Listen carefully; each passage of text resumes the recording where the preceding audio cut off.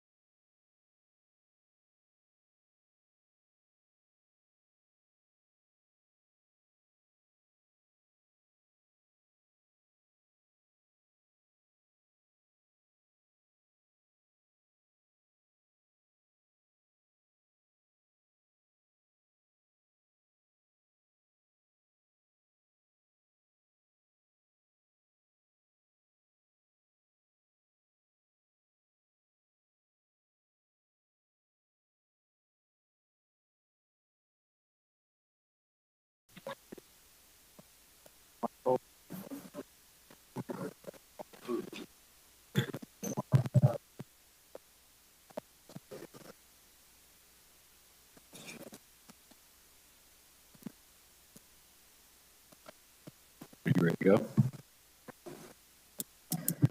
Annie, can we test the audio on your computer? Yes, how's that? Good, thank you. Perfect, thank you.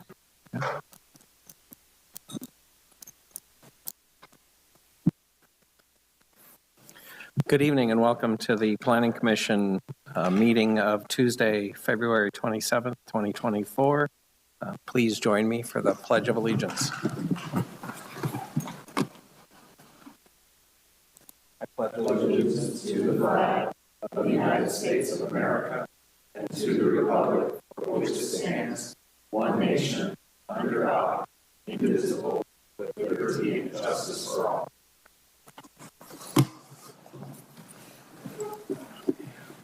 Roll call, please. Commissioner Marlowe. Present. Commissioner Connolly. Here. Commissioner Davis. Here. Commissioner Covarrubias. Here. Commissioner Kogler. Here. Commissioner Christensen. Here. Chairperson Neal. Here. All present. Staff introductions, please.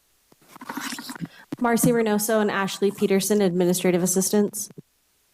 Warren Frace, Community Development Director. Katie Bannister, Associate Planner. We have Annie Branham, legal counsel, on the phone. David Athley, Water Resources Manager. Great, thank you very much.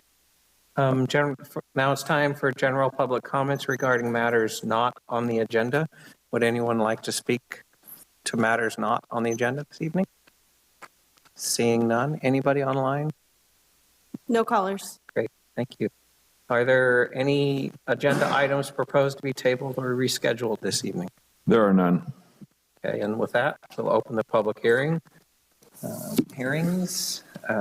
First item is a new wireless communication facility conditional use permit for the construction of a new wireless communication facility cell tower, disguised as an eucalyptus tree, P23-0053, CUP 2310. Staff report, please. Thank you, Chairperson Neal. Yes, as you said, this is a new wireless communication facility, otherwise known as a cell tower, that's proposed out on Commerce Way. So here's a map of where the cell tower is proposed. So Commerce Way there, it's in the planned industrial, it's the industrial zoning district. And there is a residential area to the east of the site. So zooming in, the project is proposed just north of Morro Bay Cabinets. A lot of us know where Full Belly Deli is located. Morro Bay Cabinets is behind. They are the owner of the property where the cell tower is proposed. There is an existing cell tower on the site. It's disguised as a flagpole. My understanding is that cell tower is more or less abandoned. It's no longer functioning as a cell tower. There are some city facilities behind the site shown there in blue. I believe it has something to do with the sewer. We do have David Athy who could explain if we want to know exactly what it is, but there is a sewer main that runs through the property. So I think that's infrastructure related to that. So the DRC reviewed a plan a few months ago to develop a couple of additional buildings. On the northern lot there, that approval does necessitate a lot line adjustment. So you see here in yellow and blue the proposed lot lines that would accommodate that future development. So yellow would be the Morro Bay Cabinets, and then the cell tower would be located on that yellow lot. And then in blue, here's the site plan that was approved by the DRC a few months ago. So there will be some buildings in front of the proposed cell tower, which is shown there in red, the kind of area where the cell tower will be located or would be located. So jumping into the site plan, again, you see Full Belly Deli there at the bottom and Morro Bay Cabinets. And then there are those proposed lot lines, future lot lines. So the cell tower there is in red.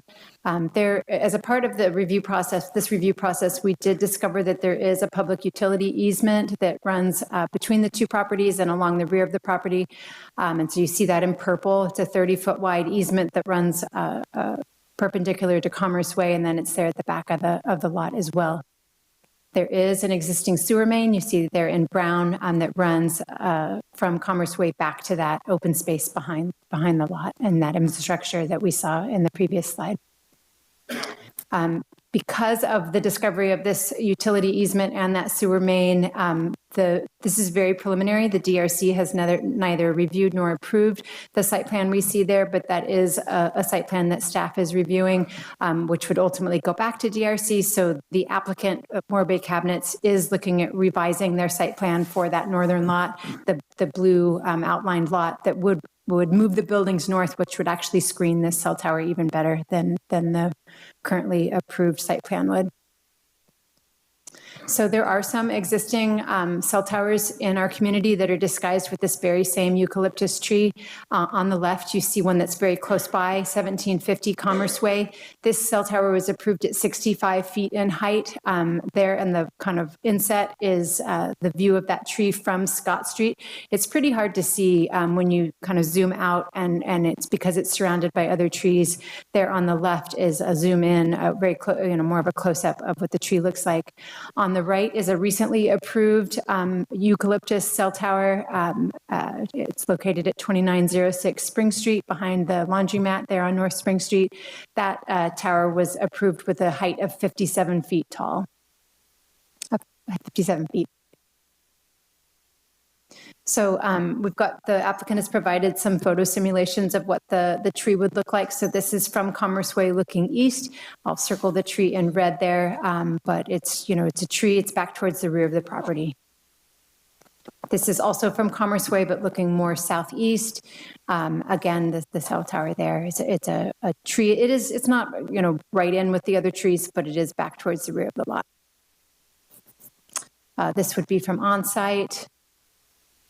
And then, like I said, there is a residential neighborhood to the east, and so this is Turtle Creek Road. And so you will see the tree from Turtle Creek Road, but it is, I believe it was 150 feet, might have been more. It was in the staff report, the distance from the nearest house and from this vantage point at several hundred feet. So this is not in the residential neighborhood, it's just adjacent.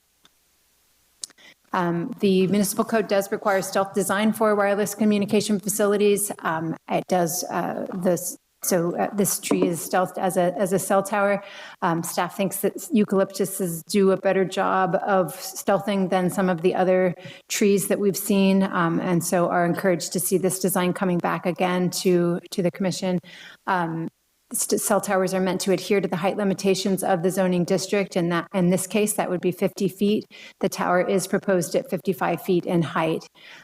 Any ground-mounted equipment is meant to be screened. There is an 8-foot-tall enclosure wall proposed around the ground-mounted equipment.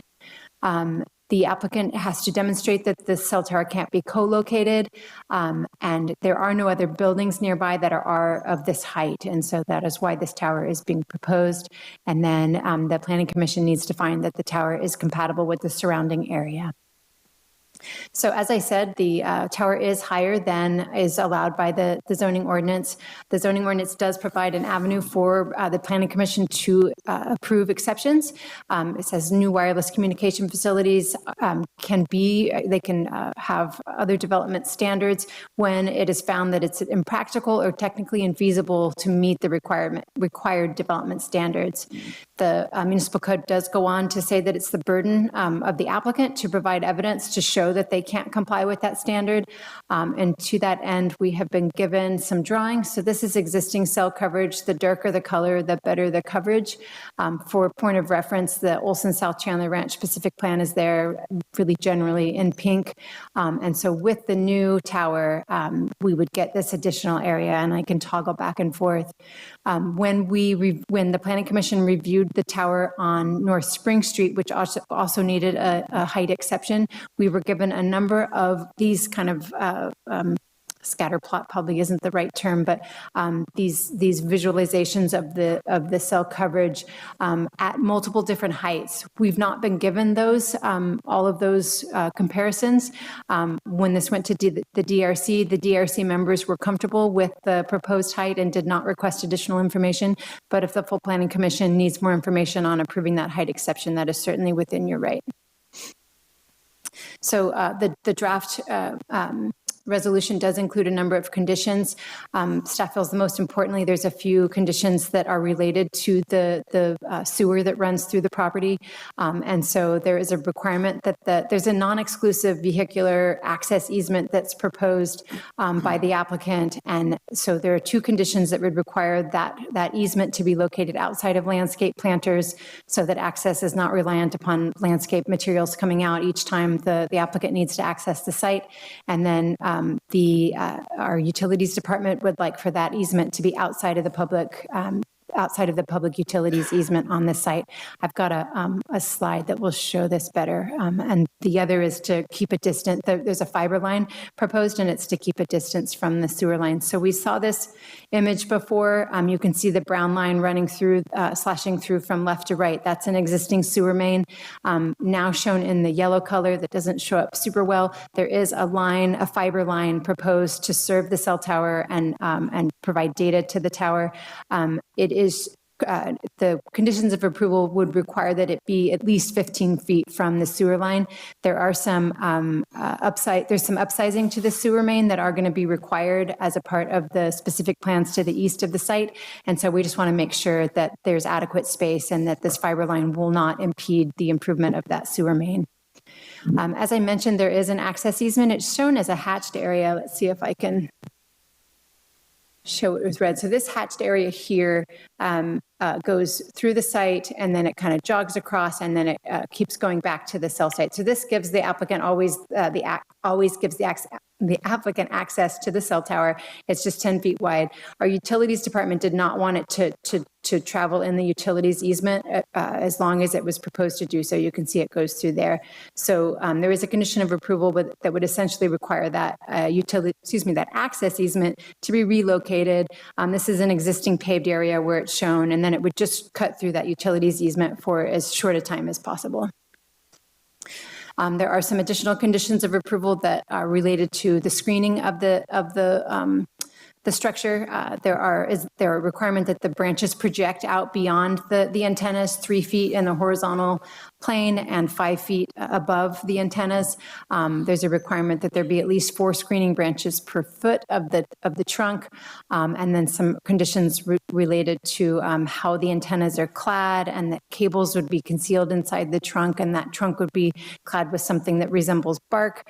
And anyway, there would be no lights on the tower, and that any lights on the enclosure would be shielded so that they're not visible from off-site. And then a condition that any additional height would defeat the concealment elements of the tower. There are some federal laws that require the city to approve height if there's any in the future, if there's ever a proposal to co-locate additional cell towers on this site, the city is obligated to approve those co-locations. And one of the reasons we would not have to approve that height exception is that if it defeats the concealment elements of the tower. And because this tree is already taller than the height limit, and it's at the max height of what the adjacent trees are, staff is recommending that condition number 18. In order to approve the project, the Planning Commission does have a series of findings to make. There are more in the staff report, but the standard findings for a conditional use permit really have to do with neighborhood compatibility and that the project is not detrimental to the health and safety of the community. As I said, there's a full list in the draft resolution, but here's a few of those that the Planning Commission would be making. Staff is recommending that the Planning Commission make a finding that the project is exempt from CEQA as a categorical, Class 3 categorical exemption, which is available for small structures, including accessory structures on developed sites. The Planning Commission has options. The first would be to approve the project by adopting the draft resolution as it's written, and that would be based on the findings that you need to make, and the project would be subject to the proposed conditions of approval. If the Planning Commission wants to make alterations to the draft conditions, they can certainly do that, and then adopt the amended draft resolution. If the Planning Commission feels they do not have enough information to make a decision this evening, they could refer the project back to the DRC or back to staff. And if the Planning Commission makes findings of denial, they could deny the project, which would be their fourth option. Staff is recommending that the Planning Commission consider whether or not the project is whether the height of the project has been demonstrated to be impractical or technologically infeasible, and whether or not basically that the tower could function at a lower height, and whether or not you have enough information to make that finding. And then staff is recommending that you approve the draft resolution to approve the conditional use permit, which would also include finding that the project is exempt from CEQA. That does conclude staff's report, and I welcome your questions. Great. Thank you very much, Katie. Any questions from the commission to Katie? Commissioner Conley? Thank you. Yes, I see that attachment 2 has the development that's in front of the proposed cell tower, and I assume that's not a part of this package, but it's in there for information. Okay. That is correct. Okay. Thank you. Commissioner Davis. Katie, you mentioned it's not relevant to this tower, but you mentioned another tower. Well, I think it's right there, the abandoned one. That will go away with the development of that particular parcel. So I believe the development of the lot will necessitate that flagpole coming out. We did not notice in any way to revoke that conditional use permit for the flagpole. We could certainly bring that back at a future date if that is the Planning Commission's desire. But at this point, we are not proposing to revoke that conditional use permit for lack of noticing. Okay, and then my second question is about co-location. I know it's not proposed in this application. Is it possible in the future? And then what does that do with the COP? It has to be a new COP? So there is federal law, often referred to as the Spectrum Act, that requires cities to approve co-location of additional cell tower or cell equipment, wireless equipment. And there are parameters under which the city must approve those alterations as just a building permit. And they are, you can't increase the height by, I think it's 20 feet. There's some horizontal distances. And so a lot of the alterations we're seeing to cell towers these days are actually just going through as a building permit. One of the reasons that the city could require additional, an amendment to the conditional use permit is if the concealment elements of the tower are defeated. And so that is actually why that condition is included, saying that the height is one of the concealment elements of this tower. Okay. Commissioner Copeland. First of all, I'm surprised you can trump federal law with one sentence, but well done. A quick question on the height. The 55 feet that's proposed, is that to the top of the faux leaves or is that to the top of the antenna structure itself? That is to the top of the faux leaves. The antennas actually are at 50 feet. We talked about this a bit, whether or not where we wanted to measure staff, where we thought it was fair to measure the height of the tower. We are seeing sometimes that the stealthing is more solid material. The Planning Commission approved a tower that's a water tower over at the Pioneer Park. And so it seemed fair to measure to the top of the stealthing, but you're absolutely right. The antennas are at 50 feet for this tower. Commissioner Christensen. Katie, on your slide, can you go back where we're showing the overview with the easement and the proposal of the project that I know that they had? Is there one more before that where they showed the building layout on that blue area for parcel 013? Just a second.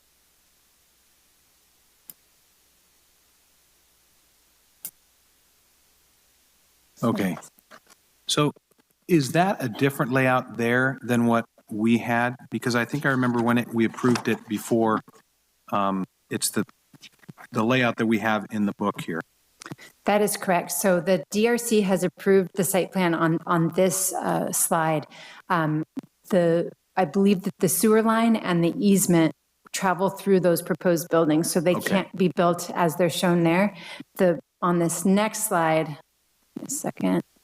This staff has seen this as a preliminary. Sure. The DRC has not seen it yet, Okay. but it's just to give context for what's likely to come. I was just confirming whether it was, because I noticed it when you had the presentation and I can see the difference there. So I can see now what you're talking about. Those buildings are going to screen that tower more from the street. Correct. Because the shot that we show the example of the tower, there's nothing there, obviously. And so instead of looking down that driveway, you're going to be looking at the front side of the building. Okay. I don't have any other question on that right now. Great. Commissioner Marlowe. So the separation of the sewer main and the fiber line is 15 feet, but obviously you have to cross it. What's the perpendicular separation for something like that? I'm going to defer to the city engineer or the city's senior development review engineer, Dante Pecorino. Good evening, commissioners. That would be 18 inches, so a foot and a half would be the vertical distance we'd want. And do you have the flow lines for that sewer main versus where they're going to put that fiber? I'm just curious because if they're going to do main upgrades, they're going to have to dig around fiber. And is there any plan for any sort of encasement on the fiber of any sort, like slurry encasement or concrete encasement? Well, just looking at these plans here, I don't believe the fiber is going to cross the sewer. Oh, wait, no. Okay, sorry. Never mind seeing it now. The brown one. Yeah. Yeah, we have as-built. I can check right now. I don't know off the top of my head, but I can see if we have them. Well, I just know if they're going to do existing pipe. if they're going to do a main upgrade in the future and they decide to concrete case the fiber line or slurry encase the fiber line, just what impact will that be? Is that flow line above it and they're actually going to run it below, so maybe it wouldn't have an impact? And not that it's a big deal, 18 inches on a sewer line. I think 15 feet parallel is probably way more than you need, to be honest. So I just wanted to make sure that that's something to be thought about during the process. Commissioner Marlowe. David Athy, acting city engineer. So that sewer line's about 6 to 8 feet deep. Yeah. This fiber optic, I'd be surprised if they buried it deeper than 3 feet, but that's up to the utility. When we got the plans in from them, basically we're going to issue an encroachment permit. At that time, we're going to check our sewer line versus their facility and make sure we get the 18 inches of separation. Great. And there's no plan to encase the fiber? I know sometimes. I don't know if they want to. If this was a water line, we'd say probably not. Encasement in some kind of slurry or concrete encasement if it interfered with the water line. But since this is sewer often uses a type class 2 slurry or a class 1 to encase their sewer lines, so it wouldn't be a problem at that point. We are going to want to closely coordinate with them because obviously all the utilities have to get along in the playground. So sure. We will be, working with them on that. And it is a PUE, so they can use it. Cool. Yep. That's good. And then just maybe out of more personal curiosity, but for Katie, with the 48K generator, I know with construction projects, anything over 49 horsepower has to have a air quality pollution permit for a generator. Is there any sort of additional items required from us or from the city for having such a large generator on the as part of the project? So when this comes in for a building, and our building department did look at this, but as kind of more generally, not as in depth as they'll look at it when it comes in for a building permit, but they'll be checking to make sure that it complies with all of the different rules. Great. That's all I have. Thanks. Great. Seeing no one else, I'd like to invite the applicant up to speak if they would like. Please state your name. Good evening, Chairman, Commissioners. My name is Jerry Ambrose. I'm here on behalf of APC Towers. I don't have anything to add to Katie's presentation. I guess I didn't catch the condition about the potentially extending the height of the tower and that going against the stealth nature of the project. So the question, I guess, would be, there's no plans right now to do that. The city is still encouraging co-location, correct, under that scenario? Certainly. Okay, so that part of it doesn't change. It's really just about restraining the height. Okay, so it becomes a discretionary action to go over the. Correct. To go above, higher than what's coming here tonight. Okay. And that's all I had. I'm here to answer any questions you may have. Great, thank you very much. Any questions of the applicant? Seeing none, I will open up for public comment. Anybody within Thank you. would like to speak on this item? Marcy, anybody online? We do have a caller. Just a moment.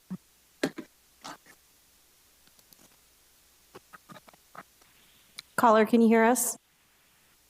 Yes, I can. Go ahead. Go ahead and please state your name. Yeah.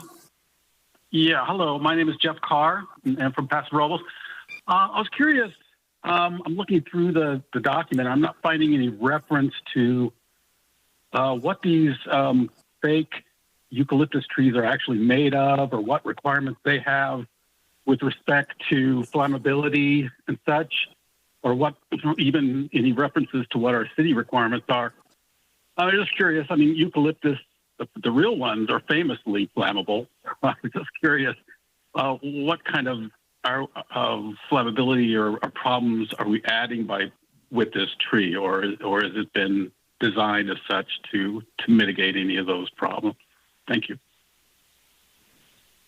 So I would Oh, and I'm maybe speaking out of turn. I would recommend Mr. Ambrose speaks to it. The trunk of the tree is going to be, it's a metal body, and then there are plastic leaves that hang off of the branches, but the bulk of the body is metal.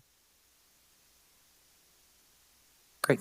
So any fire retardant ability or treated of these? I apologize, I couldn't hear the question. It was flammability of the antenna, easy for me to say this evening.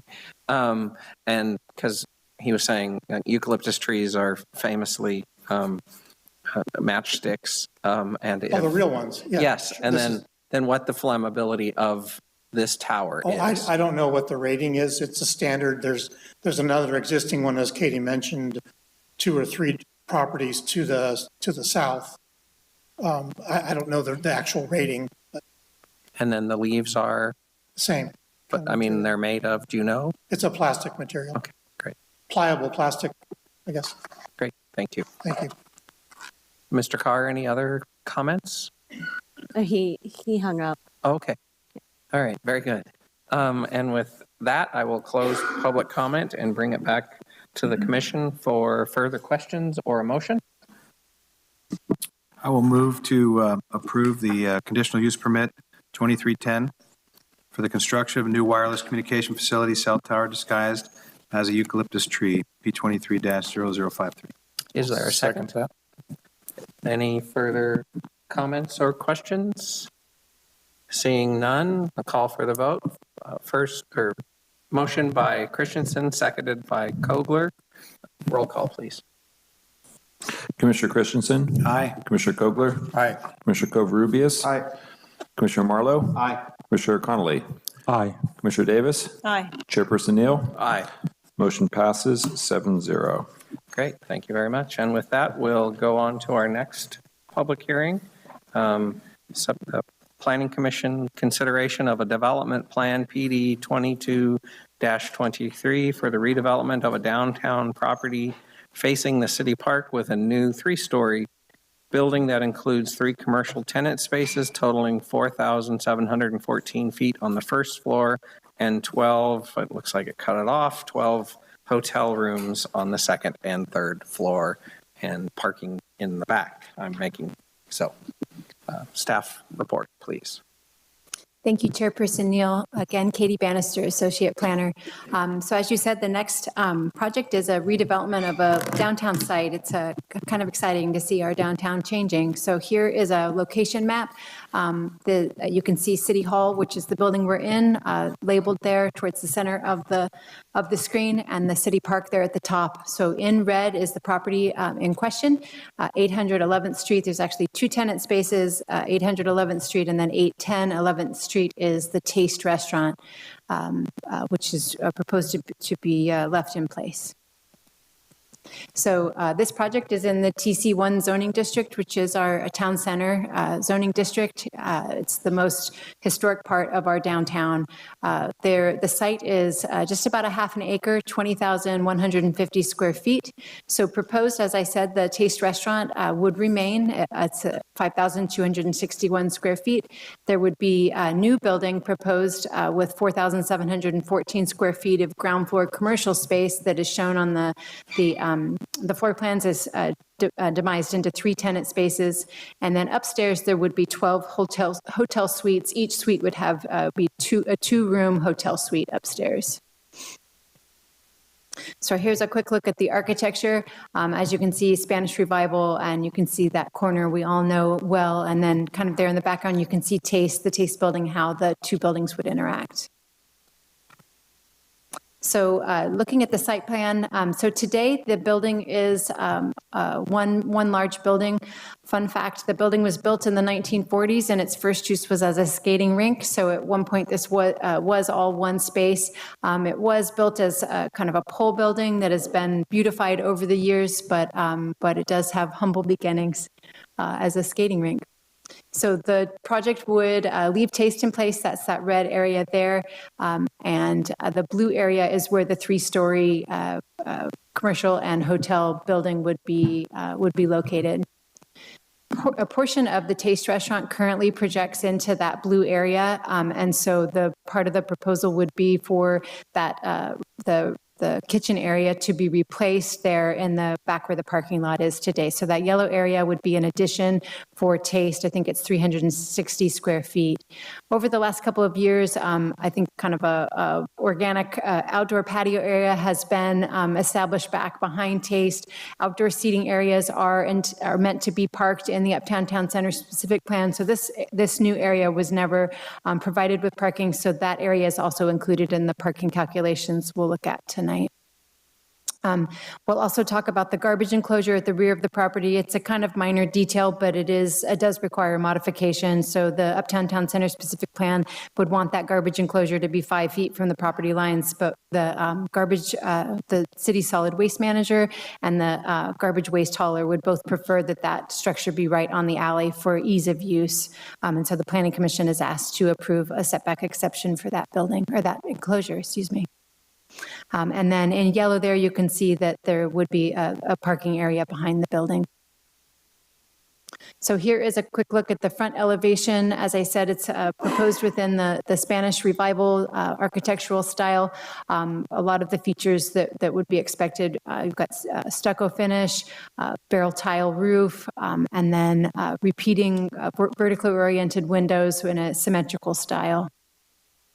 Here's a look at the Park Street elevation. So this is the side of the building that would face Park and City Hall. A lot of ornamentation, black metal railings, window grills, and then transom windows above the downstairs windows. Looking from the parking lot, so from the alley, this is the elevation that you would see there. I didn't point out, I think we'll see them better in their perspectives. Each of the hotel suites also has a nice balcony for the guests to enjoy. And then we did ask the applicant to provide us an image of right up against the Taste Restaurant. They're limited with the openings that they can put into the building due to fire standards, but they did provide some ornamentation on that side of the building as well. So colors and materials, as I said, it does have a true barrel roof, clay roof proposed. There would be smooth stucco siding. Staff is a little concerned about the color that's proposed for that stucco. It's a very, very white color, very stark color. And so I think that's something we should discuss this evening, whether or not that stark white color is appropriate for right on the park. I think something in the white family is certainly appropriate for the Spanish Revival style, but that might be just a little bit too stark. There are dark green window frames proposed. Some tile is proposed around the downstairs openings, the windows for the shops, and the opening at the door at the corner at Park and 11th. So there's some tile proposed here. These are just kind of typical, and there is a condition that the exact tile to be selected would be reviewed by the DRC at a future meeting when those are known. You can see that the windows are proposed with a nice deep inset. I think it's showing 5 3/4 inch inset, so that there really will be some depth to these walls as well. Here's a look, a perspective from the corner. So now we're looking northeast. So we're on Park Street, looking from the rear. You can see the parking area there. You can also see the simple addition to Taste there at the back of the existing building. But you've got the balconies and all the detailing that I discussed previously. This is, I think we saw this one. This is from 11th Street, looking to the southeast.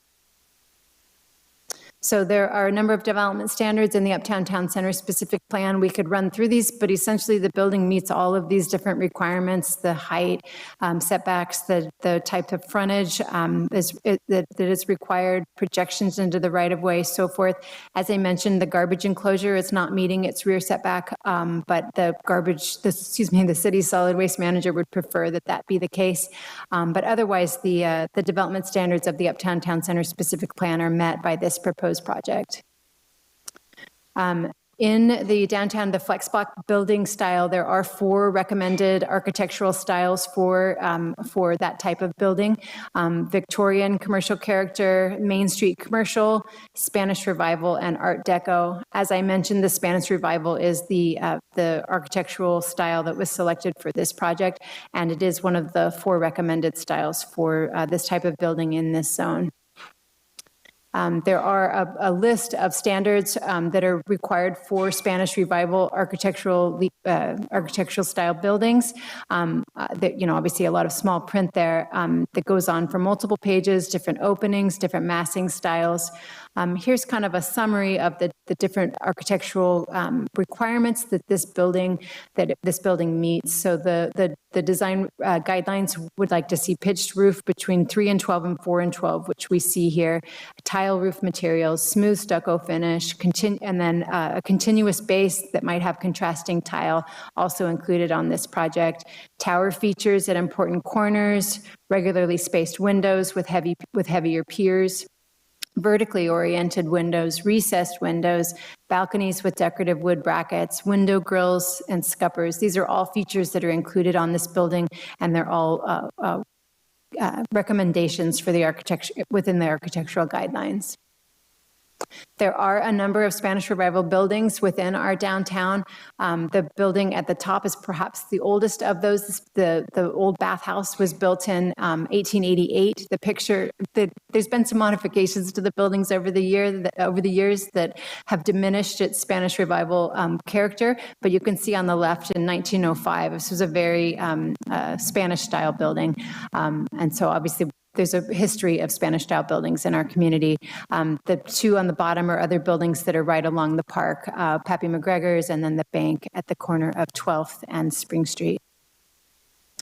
These buildings were all located on either 13th or 12th. I'm just trying to show that the character of the downtown it's an eclectic character, and it does include Spanish Revival. Jumping into the landscape plan, most of the landscape for this project will be in the parking area. There is 0 setback on all the rest of the sides, and so the applicant is landscaping everywhere basically that they can landscape. And so there'll be some new shade trees and landscaping along the alley, which I think will provide a nice buffer for between the alley and the project. So parking, I'm sure, is on everyone's mind.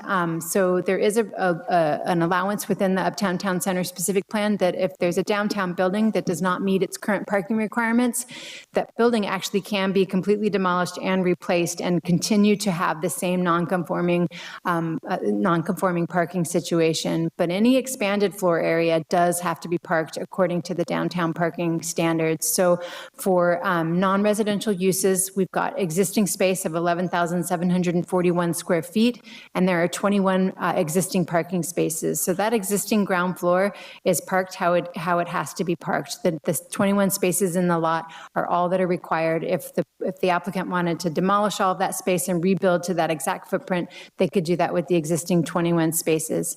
As I mentioned earlier in the presentation, there are some new spaces that are proposed to taste. You've got a 360 square foot actual building addition and then a new patio. So each of those would require 1 additional parking space. And then the hotel is required to provide 1 parking space for each guest room, which would be 12 parking spaces. So that's a total requirement of 35 parking spaces. There are some alterations proposed to the parking lot, which would reduce the number of spaces down to 17. And so the applicant is going to be 18 parking spaces short. There are allowances within the Uptown Town Center specific plan for alternative accommodation for those spaces. Essentially, the applicant could provide off-site spaces somewhere else, either through shared parking or like establishing another lot somewhere else in the downtown within a certain radius, or they can pay in lieu fees, and they would need to do that. They would need to do that for 18 spaces in order to accomplish this project. The current parking lot is gated. The Uptown Town Center specific plan has relatively low parking requirements, and in part because there is an expectation that parking will be shared between all the different uses. I did bring this up at the DRC, and I think DRC was less concerned about how the parking lot functions with that gate. They did have some concerns about the appearance of the gate and kind of the fortress appearance, and how it looks in our downtown. Staff continues to have concerns about how a gated parking lot can function for multiple uses.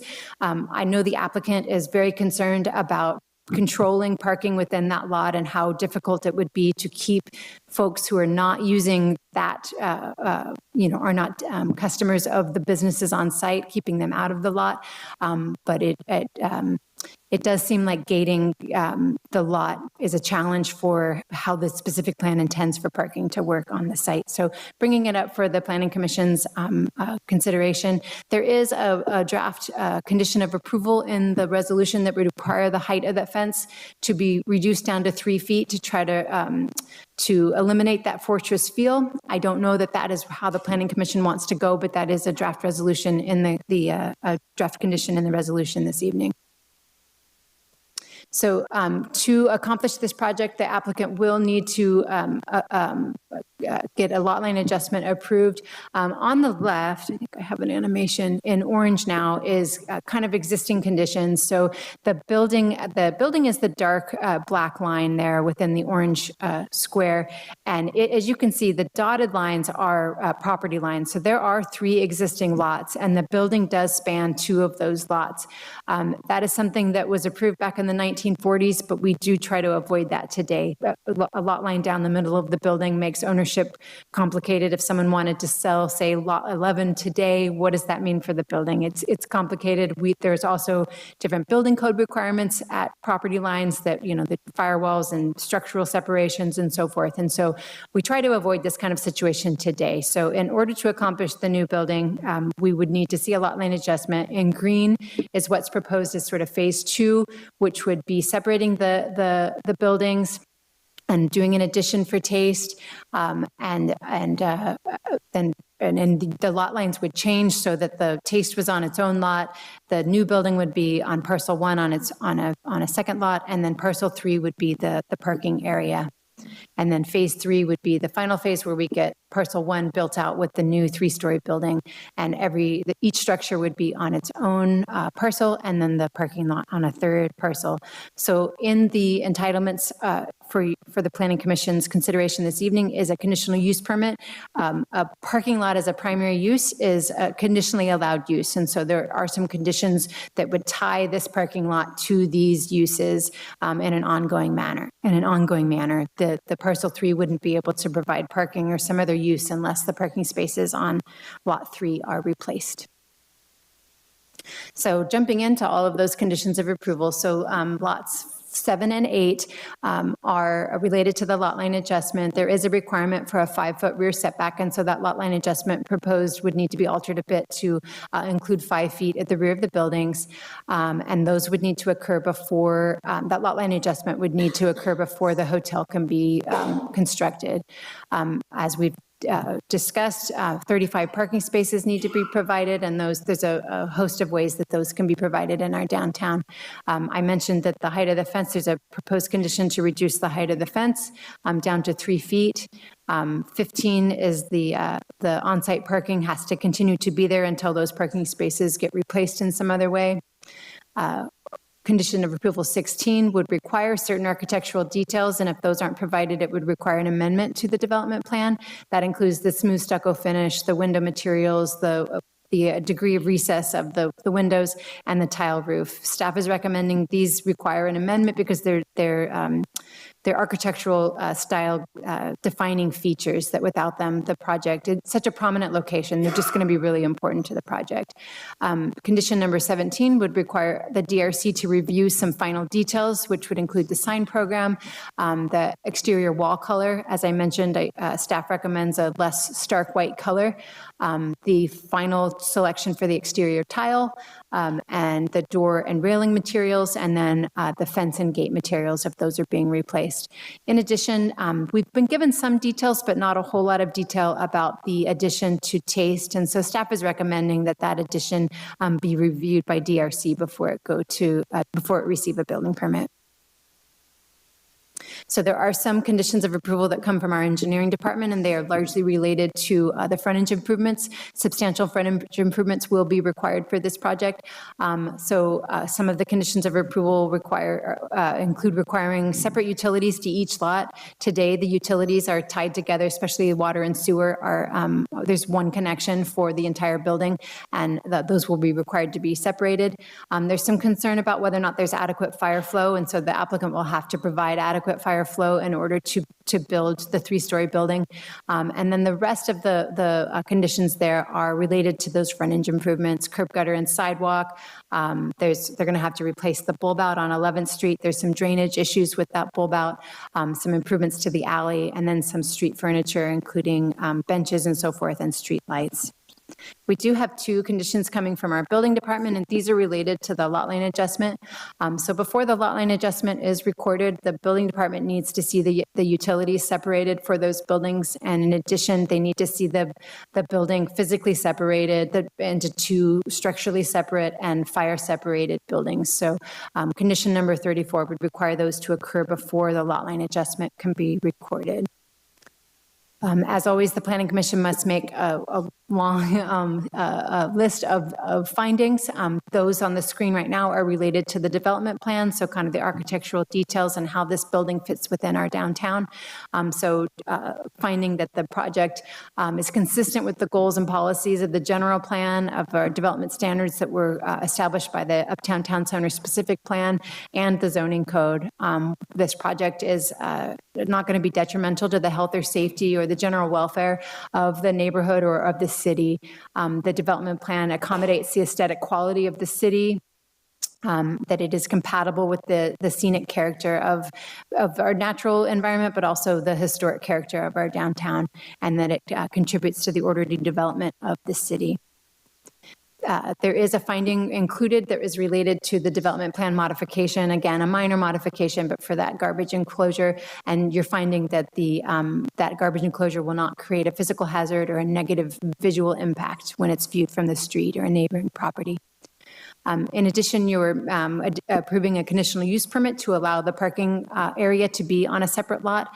And so that conditional use permit, you would be making findings that, again, it's compatible with the neighborhood, it's not detrimental to the health and safety of the downtown, and that it would not be detrimental to the city's efforts to revitalize the downtown.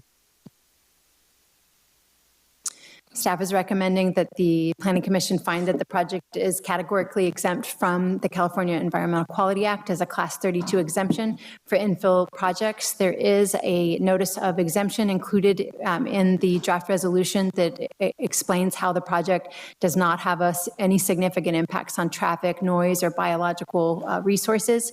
And so that is the CEQA recommendation this evening. This Planning Commission does have options. The first would be to approve the project in the draft resolution as it is proposed. If you want to make alterations to any of the conditions of approval, you would opt for option 2, which is to modify that draft resolution. If you need more information, you can refer the project back to the DRC or staff, or you could deny the project if you make findings of denial. Staff is recommending approval of the project this evening based on the findings that must be made and subject to the conditions of approval. That does conclude staff's report. Thank you. Thank you, Katie. Any questions from the commission? Commissioner Covarrubias. So Katie, just a couple quick questions. The overall design of the building, I don't have a problem with. The color, it does seem bright. Is the taste portion of the building going to match the color of the new improvements? Is it all going to be the same white? I'll let the architect answer that. I believe taste is more of a beige color. I don't believe it's quite a stark white. Right, it's not a stark white, so I was just wanting to make sure it was not going to change, is I guess my question. My understanding is taste is not proposed to be repainted. Okay. I read in here that the staff was concerned about the color as well. Would you propose something a little calmer, such as what the taste exterior is now? Exactly. So the draft conditions of approval would require that final color to go back to the DRC. But yes, something more beige, something rosier, yellower, something that is not quite so notebook paper white. It's very, very stark. Okay. As far as the height of the building, it seems like a huge building to be right on that prominent corner there. Do you have any other buildings in the downtown core that are equal in height? I did not go through and look across the park. There is a three-story building that includes some uses on an upper floor.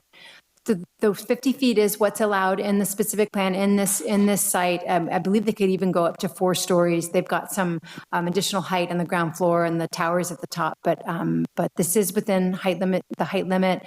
I imagine Hotel Ava is at least this tall.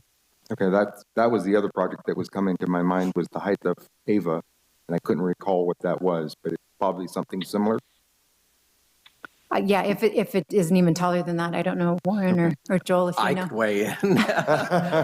It is 61 feet at an architectural element. Yeah, okay. Just want to make sure we're compatible with something that's going on. Again, the overall structure of the building, I think it's really nice. I am a little concerned about the brightness of it, the white part of it. So I'll leave that. So I need you to follow along with me here, Katie. Once the lot line adjustments are done, they're going to have 3 lots. Once that lot line adjustment is done, if the third lot, parcel 3, with the parking, is sold to a developer, before that can be sold, arrangements have to be made with the owners of parcel 1 and 2, assuming they're the same owner, maybe 2 different owners. Explain that whole dynamic to me, because if I want to buy, if all of a sudden they decide to sell, would they sell 1 and 3 together only as a package? Would they sell 1 and then later sell 3? I mean, is somebody going to get caught in a situation where all of a sudden we lose all of the parking altogether? Already questions about the amount of parking. What happens if parcel 3 is sold? So the reason there's a conditional use permit in front of you this evening is the conditional use permit will run with the land, and it does require that parking be provided and be provided to serve the uses on parcels 1 and 2. So certainly, they are on separate lots. They could be sold, but parcel 3 is not going to receive any building permits from the city to erect or cover or preclude the use of those parking spaces, which are required to serve parcels 1 and 2. Okay. All right. Well explained. Parking. So we're adding one requirement, 1 parking stall per, on the third floor is 12 suites. Doesn't include staffing for those 12 suites. Accurate? That's right. In the TC1 zoning district, the only parking requirement is 1 space per hotel room. Big problem. So they could easily pay the in lieu fees, and they're well within their rights to do that. They're within their rights. Each in lieu fee is about $19,000. So 18 of those, that's hundreds of thousands of dollars in order to do it. So yes, they can do it, but I think easy is a relative term. Okay. I got some other questions, but I'm going to hold off. Go ahead. Commissioner Kogler. Thank you, Chair. Just a couple of quick questions. The existing fence is how tall? I would guess it's somewhere between 4 and 5 feet. It's not over my head, but it's close, maybe eye level. Okay. And then I will have questions or comments, I think, too, particularly maybe after the applicant's presentation. But just kind of an editorial comment. The report states the minority of the members agreed that with staff's recommendation. And I believe 2 of the 3 are here tonight, and both of us had a problem with the white. So I think the majority actually sided with staff with a concern about the brightness of the building. I apologize. My notes were poor for that meeting then. That's all for now. Yep. Thank you. Commissioner Marlowe. So I know when we talked about this on DRC, that to that point, I'm pretty sure I was on DRC and I was like, it seems a little bright to me. I noticed in the parking requirements, taste is included in that parking requirement, but I know that the tenants or the guest would get a code to get to the gate. Does taste get that code? Is taste going to be able to, I guess I should have waited for the applicant to speak on that one. And then as far as the parking is concerned, it's 1 spot per room, but these are 2-room suites. So you get, and I don't know what the rules on that, but you get, you got full, and there's half of them are couples that came separately. Now you got more cars. Does that count towards parking? I mean, because it seems to me that 12, 2-bedroom suites, that there's going to be more than 1 car per suite relatively often. So is it per room, or is one suite considered 1 room? So the specific plan says 1 parking space per hotel room. Staff is recommending an interpretation, then that means each suite would receive 1 parking space, but it is certainly within your ability to interpret it differently. Okay. That's all I got for now. Commissioner Davis? Just a quick question, and we'll have more after we hear from the applicant, but just to confirm that this building isn't on any historically significant list. You said it was a skating rink. I mean, we're not having to deal with any preserving of historical value with this building. Is that correct? That's correct. It was built in 1940, so the era, has the potential, but it was not historically significant. No, all of the stucco when you see on the outside, that's all just a shell on the outside of a pole building, essentially. I know we're going to talk more about parking. Could you please, and maybe the applicant will do this, but could you explain the circulation pathway when a guest comes? How do they get to the lobby area? How do they get to the room from the parking area? What's the pedestrian circulation pathway? Sure, and I apologize for not including any floor plans in my presentation. They are in the staff report. I can get to the page if needed. So there are lobbies within the image we're looking at here on 11th Street, that the central arch is an entry that goes into the hotel. There's a lobby that then leads to an elevator to get up to the upper floors. Similarly, there are, I believe it's 2 more elevators that serve the upper floors that exit from doors on the rear of the building out into the parking lot. So the folks on from upstairs have the option of exiting onto 11th Street or into the parking lot through a ground floor lobby. Okay. And I could point out the page. I apologize for not having a slide. That's okay. I was just curious, pedestrian pathways. So I know we're going to talk about parking more later. So the answer to the question, staffing is not in the parking calculation that you've provided tonight. That's correct. It is not a requirement. Okay, thank you. Commissioner Khan. Thank you. Yeah, I guess we'll be talking about parking later, so I'll reserve those comments. I just, in these bulb outs, I assume they're going to be new bulb outs with new ADA requirements or new ADA ramps for the bulb outs? That's correct. There's some stormwater concerns there too. So yes, it will be redesigned. And of course, we have our engineering staff who can describe more in more detail of what needs to be changed there. So what I saw too is over by the alley, an ADA ramp as well. Is that going to be redone? Because it doesn't look very good right now. That is correct. The alley approach as well as paving in the alley are part of the required frontage improvements. Okay.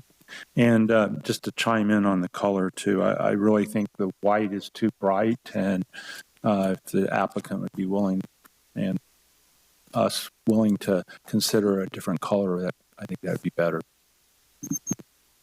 Great, thank you. Commissioner Christensen. Thank you. For right now, I just had a clarification question, Katie, in regards to the architectural guidelines. And one of the items you brought in the list, I think it was number 34 of considerations. You had mentioned that you felt it was important for us. Is there something specific? Right there, number 16, sorry, required architectural details, conditions approval. Is there something more specific than what was in the architectural guidelines in here that maybe you're deferring to, or does this fit the Spanish revival, or is there something about that staff is saying that doesn't?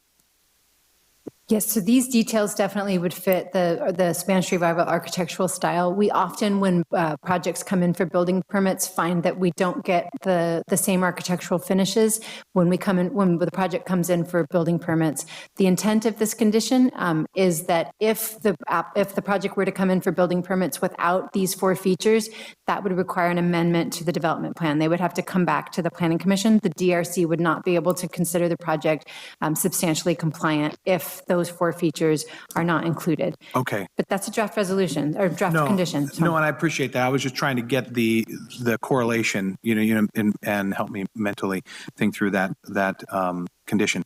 The other clarification I was hoping maybe you could answer, and maybe this is a question for later, but currently, does the Taste have required parking as it is? And if so, is that already on site? So yes, every use in the downtown has a parking requirement. The way the specific plan was written is there kind of was like a snapshot back in 2011. The parking you have is the parking you have, and that's okay. Anything you want to create that's new, you're going to have to provide additional parking for that. So, and that is what's reflected in the parking calculations this evening. The site is currently underparked. They don't meet their parking requirement. There's a discussion in the staff report. And I don't remember how short they are. It's not a huge number of spaces. I think it's 5 or something like that. But they get to continue with that. That is how the code works. Anything new has to be provided with parking. So yes, Taste does have a parking requirement. Okay, thank you for that clarification. That's my only questions for right now. Great. And just to piggyback on Commissioner Christensen's question on item 16, it says required architectural details. Should we put a bit more specificity in that to say of the Spanish Revival? Because it just says window materials, and the window material can be anything unless because I believe the Spanish Revival requires that the windows be steel, aluminum, or wood, not vinyl. So just maybe a bit more specificity. Yeah, if you look at the actual, this is very streamlined so that there weren't too many words on the screen. If you go to page, I think it's 71 of the staff report, you'll see the actual condition. It says the building will include the following architectural details. Changes shall require approval of an amendment to the development plan by the Planning Commission. So it's steel troweled, smooth stucco finish, wood, aluminum clad or aluminum frame windows, windows recessed at least 7.75 inches from the face of the adjacent wall, and a barrel tile roof. Perfect, thank you. And with that, I will open it up to the applicant. The applicant would like to make a few comments on the project. Good evening. Larry Gabriel, the architect for the project. I'm here representing Ron and Vicki Mullins, who purchased that property in 2005. And we're excited to present this property and this project to you. So you can go back to the start.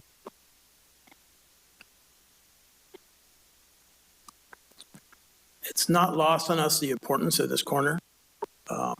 We've been working on this. It seemed like a year and a half to get here. We've been with the staff multiple times to refine this project.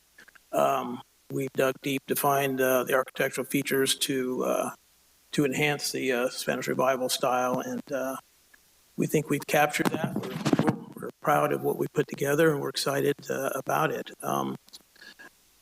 Kind of got a few things got scattered all over the place here a little bit, so I'm kind of trying to figure out how to approach this. But first and foremost, to talk about the color.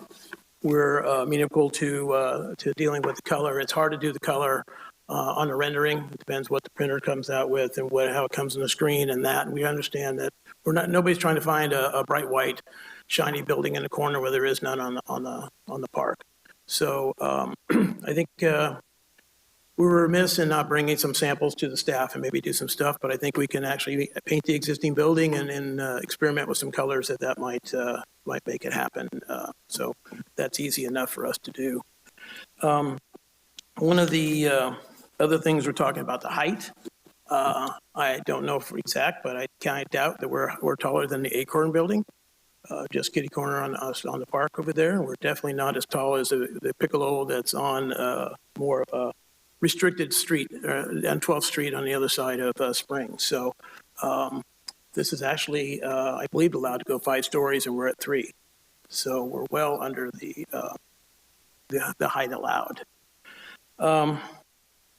Lot line adjustment, that is something that's going to have to be phased in, and we understand where that is. We had a big discussion with it today, trying to figure out how we're going to do this with the existing buildings in place. It's really not going to work. We need to get rated walls, and not only rated walls, but you have to get separations between the building, and it's quite difficult. So the only real reasonable way to do it is when the hotel or the next building gets built. So those things are kind of tied together. We're trying to untie them. It's a complicated situation. So whatever the building requirements are, building code, we're going to meet all those, and that's we understand that, quite frankly. So. Can you go to the site plan? So we've gone to maybe a landscape plan. So we've gone to kind of great extents to take this parcel that has complete solid asphalt parking on it right now. And we've carved every corner we could possibly carve out of it to put landscape and shade trees in. That I think we're going to shade half that parking lot when they're fully grown.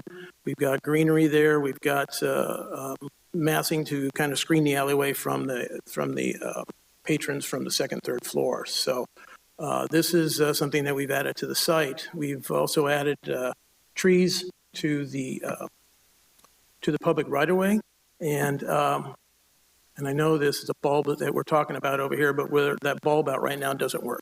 It floods every sprinkle. It sprinkles, doesn't take long for that corner to flood. So part of the process is to replace that drain and improve that. So the parking that we've got, right now there's 21 stalls, and Taste has 3 parking stalls assigned to them. That's in their lease. That's been agreed to from them. They are now, that patio was there and has kind of been there for a while as empty square footage. How it's being used, and the city's looking at it, that Taste is needing to get another stall, or we need to pay for another stall for that patio. That's the difference in the number that I have versus what Katie has.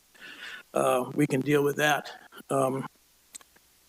The parking is 1 per room, and it's two bedroom suites. Whether that's you and your kids coming along, it's you and your parents, or 2 couples coming together, whether they carpool or not. That's what the ordinance is, and that's what we followed, and that's what we've been following and discussing with the staff for months on this project. The shortage, the 18 parking stalls, we're going to easily absorb $340,000 to do that. So that's a pill. That's a square pill to swallow to do what we're doing. There's many projects downtown that have no parking. There's restaurants, there's multiple office buildings, there's things down there, retail, 0 parking. We've got parking for our patrons and for Taste, and a couple other left over for the other potential management, if you will, for the other potential retail spaces. The process, and maybe this is just as good as any, well, maybe, no, if you go down to maybe our site plan, I think might show it a little bit better. That's good right there, okay. So the hotel runs like a bed and breakfast. It's all run on a cell phone. You call, you make a reservation, you get a code. That code gets you in the gate, that code gets you in the back door, that code gets you in the elevator, that code gets you in your room. And you're good until noon on the next day, and your code's no good, you're out the door and you're gone, and don't leave anything behind. So there is no staff, there's not a reception hall, there's nobody manning the gate, nobody's manning anything over there. This is all just as it would be as if you rented a VRBO. So that's the new way that hotels are being run, and they're being run really successfully. There's a couple that were new in Santa Barbara that were running that way, and it's amazing how smooth that thing works. So I think it's the next generation. It may not quite be our generation, but the next generation does that all day long. So that's how this is conceived. We have a main entry in the back from the parking lot to go in the main lobby. It takes an elevator up to the 2nd, 3rd floor. We also have a stairway right here on the corner that you'll see here where the little patrons are, the people are right there by the entry. That's an exit from the entry from the third floor all the way down. And then there's another one in the corner by the addition for taste. We also, on the other side, can you get the other side? So we also come through the lobby. And I don't know, do you guys have a floor plan available or want you to pass one around? Does that make sense or no? I didn't include one. It was in the staff report. It's on page 80, starting on page 87, but you could certainly pass one if you have it.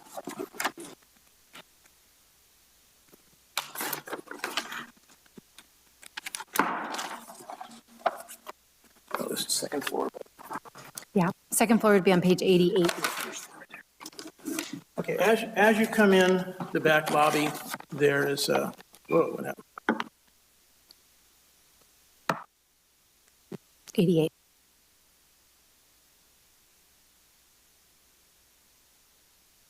Or 87 would be first floor. There you go. As you come in the back lobby, it's a big open lobby. There's an elevator to take you up, and then there's 2 foot difference between the 11th Street and the parking lot. So there's a little ramp to take you down or a little elevator chairlift to take you back down to the 11th Street walkway. So no lobby, no reception. This is how this is handled here. We have 2 spaces, or 3 spaces actually, and we've modified the floor plates to match the sidewalk. So we're not walking into ramps and having different elevation changes inside. So the first space is hopefully going to be a nice corner restaurant over there, maybe with the patio outside. That's not set up yet. This is all just conjecture. We have our lobby that's flush with the sidewalk, and then we have the other 2 spaces on the right that come into a common area to the sidewalk and then go off to that space right there. So that's where it is. And if you go on the next page, you'll see a typical floor plate that has suites with corner views, corner balconies, and then the other 4 suites have straight on balconies. So these are a little larger balconies than normal. They're, I think they're 8 by 8 and then a 2 foot overhang on there. So they're sizable. They're set back to get shade and comfort. And yet we have a couple of views that didn't quite get in here, but we have some views from the balconies out to the park. It's quite comfortable to do that. So I've gone back through the staff report. We have read through this thing. I think we're in agreement with everything that's coming along. I think the bone of contention that we might have, and I'm going to let the owner speak to that a little bit, is it's a fence that's been there for 12, 15 years. It's there for a couple of reasons. One is it's there because people were parking there and going to the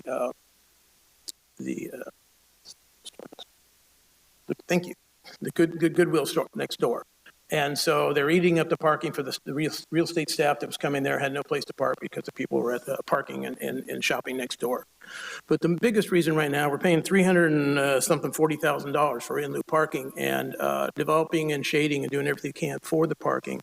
We want to maintain the 12 parking stalls for our guests, and we want them to be able to come in, open the gate, and have a parking stall for them there. So this is where we're probably going to have to hold ground here, that we really want that fence and that gate to control that parking over there for us.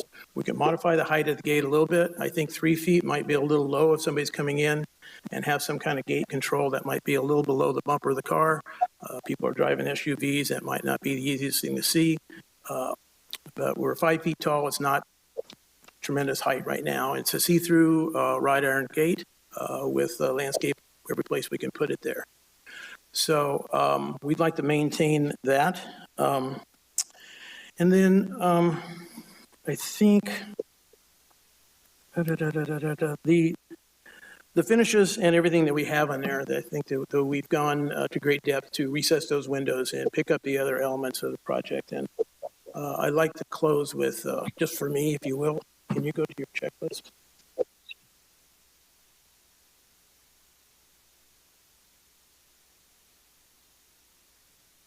We also have our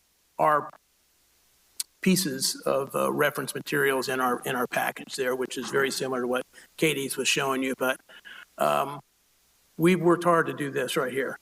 And so we hope that that you can appreciate where we are, and please accept our project. I'm here for any questions you might have.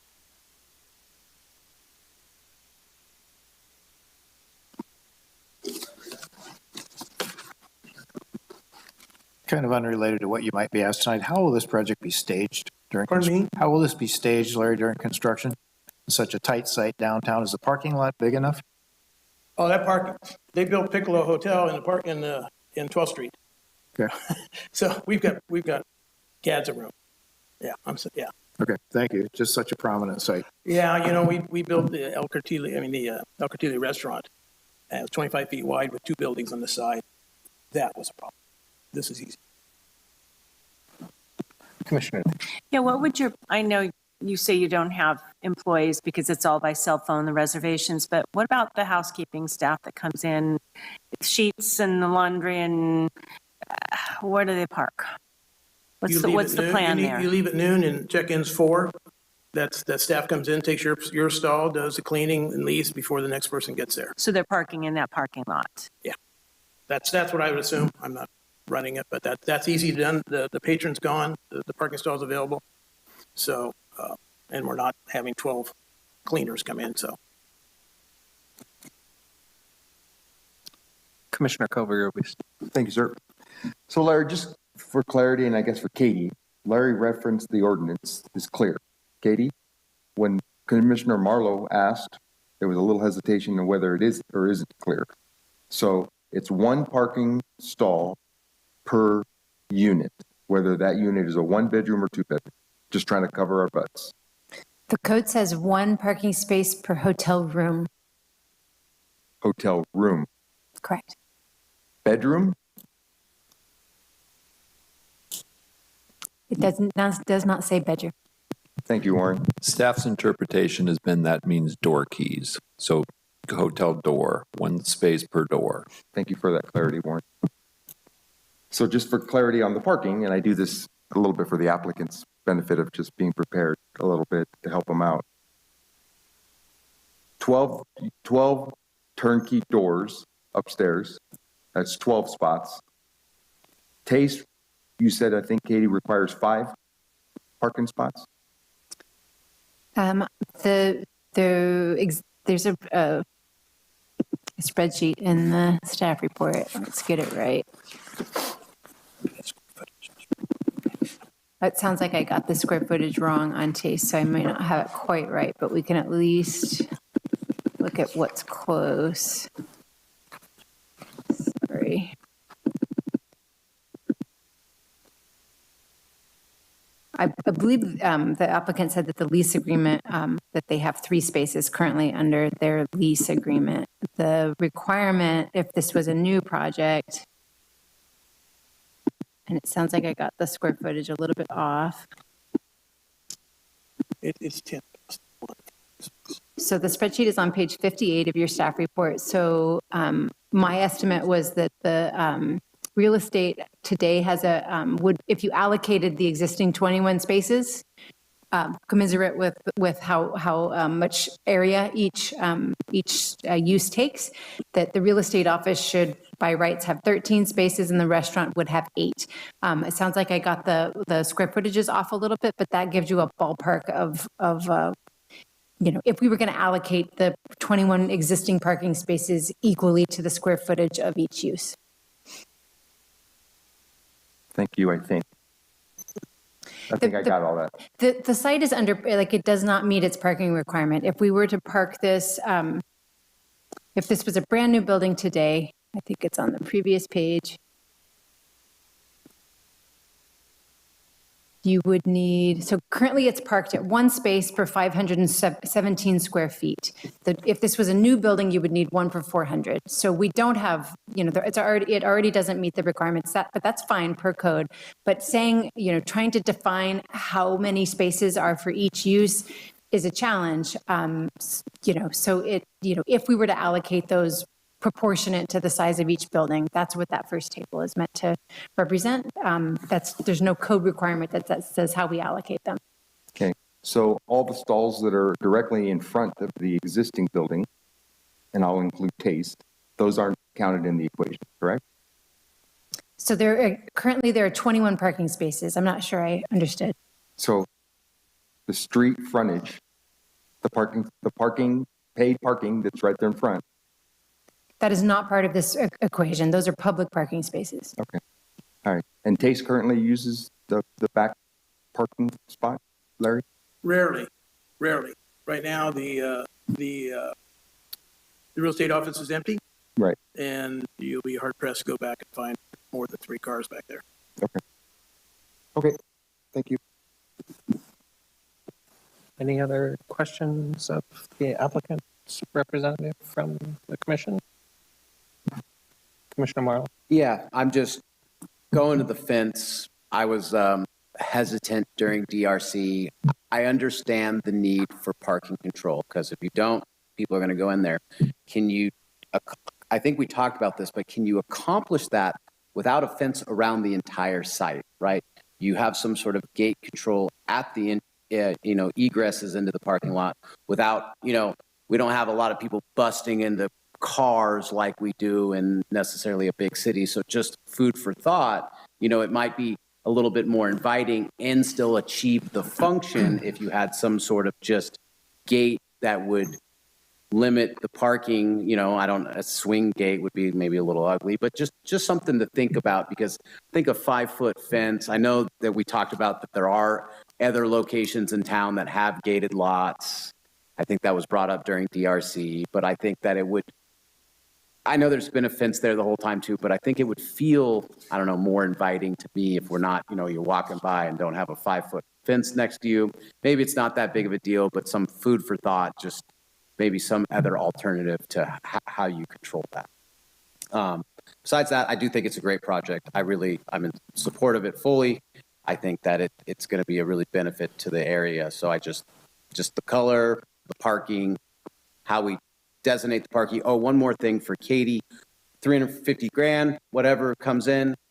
Where does that go? Just walk me through, where does that go and how does that funnel into the parking or Warren parking fund for the city? So that would go into a dedicated parking fund that then would be up to the city council in terms of how to spend that on increasing parking throughout the downtown. So it's a council decision. All that money gets done, and then what's the timeline on that? So 100 projects go, they got $20 million in there. Do they have to spend it eventually, or what does that look like?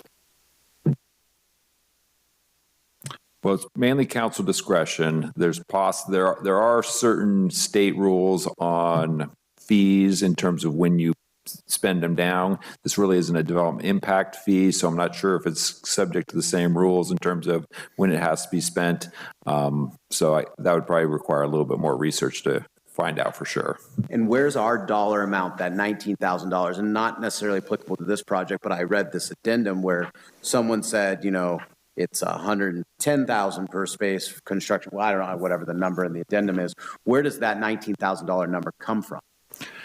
That was calculated years ago. I think when the specific plan was adopted around 2011. Might be worth noodle on making an adjustment to that based on the current conditions, but that's not for a discussion tonight. So that's all I have. Commissioner Christensen. So Larry, and maybe this is a question more later for the applicant. So I was asked this question by someone that had looked at the project, and I was in the public, someone from the public. So I'm going to ask the question here. So the process is I'm pulling down Park Street there, and I've been texted a code to get into the gate. So I got to pull up on the sidewalk out of the street. Do I get out? Where is the gate code? I'm sitting there waiting for the gate to be open, correct? It's in your phone. And what's that? In your phone. So the app is automatic to the gate opener on the gate itself. The opener, the doors, the elevator, your room door, the whole thing. Yeah. Okay, but for the gate as well, there's not a punch-in code. It's actually no. We know that. Okay, 1, 2, 3, great. 4. Ty came in at 4:07. And he entered the building at 4:10, and we know all about you. I'm pulling up I can hit the code, it's going to talk to the gate, the gate's going to take its time and open, right? I'm going to pull in, and then that's going to close automatically behind me, and then the code's going to work for everything else inside the unit. Is that correct? Correct. Okay. And I had another question. Okay, I know we're going to get into parking, so I'm going to wait on that one. Bear with me here. So this kind of falls back to the question that Commissioner Covarrubias alluded to before, and I guess it's kind of a question for the applicant, and maybe Larry, maybe it's not just for you, but as proposed 3 parcels that we talked about, it is based upon a CUP. Has the applicant taken that into mind, that these 3 separate parcels obviously could be sold separately and it would just change the CUP and somebody could fight that or go after and put in some type of new use application?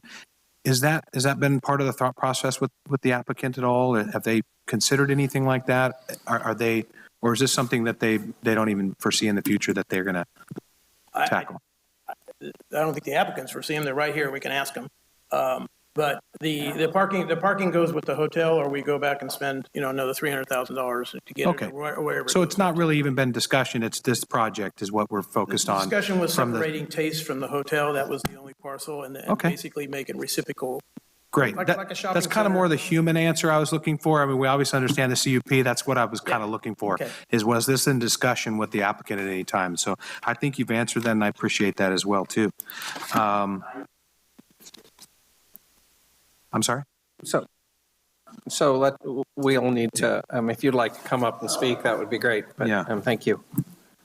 Okay. And so I think I'll wait on the parking questions. So thank you for those answers. I would like to open public comment relatively quickly, but go ahead, Commissioner Cope. One quick question. Larry, setting aside the whole issues of numbers of spaces and fences or no fences or whatever, talk about the operational aspects of this. You've got at least 2 user groups, people that are coming to stay in the hotel, and you've got management employees, whatever of Taste, that have rights, I presume, to these parking spaces. You may have some accommodation for the retail that's going in there for spaces too. I have no idea. You will, I'm sure, have more than 1 car per room in a practical sense. Some couples are going to meet and there are going to be 2 vehicles. Will they be able to get in both at the same time on 1 code? How do you manage the number of spaces you've got there, which is a very finite amount of spaces, in light of what appears to be demand that far exceeds that? How do you determine somebody who's coming to arrive as a guest, they get priority over Taste, Taste gets priority over them? Enlighten us as to the operational aspects of this, aside from the physical aspects of the parking lot itself. That's a good question. We're going to have to figure out how to limit that. 1 car goes by and the gate shuts before somebody else gets back in there. I'm not exactly sure. It's going to take a little research and a little trial and error. But obviously, we can't have 12 rooms rented and 24 cars. That's not going to work. So we're going to have to do that. We're going to have to notify the people when they come in that I need your driver's license. Your car license, and we need to patrol that, either where it's going to be with cameras or where it's going to be. We need to do that as well. So there's going to be some refinement that has to happen, but we understand that is tight. But the fence is to make sure that when we have 12 guests that can come over, that they can find a parking stall. And so if the other guests are taking it, that's something we're going to have to get control. Are there any lessons to be learned from the Santa Barbara projects that you referenced? Do they have similar situations? That particular project is parking in a public parking stall. Okay. I don't know how they control it at all. That's I can't find a parking stall in that parking place. Can I interject one thing here? Just your comment on the $19,000, and I think if Warren can go back, I think 2011, for what I remember, was about $7,500 for a in-lieu parking stall when that started back then. So it has ramped up. It's not like it's been $19,000 since 2011, I don't believe, but. Yeah, that's true. So the fee was adopted in 2010. It was $7,860 at the time. It went up $1,500 a year for 8 years. It's currently at $18,989 and is capped at that number currently. Great, thank you. Would the applicant like to speak, or if please state your name? Hello, I'm Ron Mullins, son of Ron and Vicki Mullins. On the parking question on the spaces, a space would be designated per suite. So once that site for the room is taken, that's all they would get. So they would be more of your paid parking on the street. We're not opposed, the fence was a necessity. It wasn't anything that we wanted to do. It was a necessity, and that was before the paid parking, trying to control the traffic through it into that lot. We had many people parking in the lot that didn't belong there. It's private property, and they were many confrontations with people that were politely asked to move their cars, and the end result was a necessity to fence it off to protect it for the employees of the real estate office and the Taste employees. So, as far as the color of the building, I get it. Like Larry referenced it. It's off of a printer. We have 3 generations of our family living in this town. We relocated from Southern California in 1990, which I know that's not that long compared to many of that have been here much longer, but we're vested in this community. We love this community. We want to protect the environment of the downtown very much so. We've seen some of other local communities, in my opinion, lose their character, and that's not what we intend to do in any way, shape, or form. We want to be good neighbors and support the great things that this community continues to do.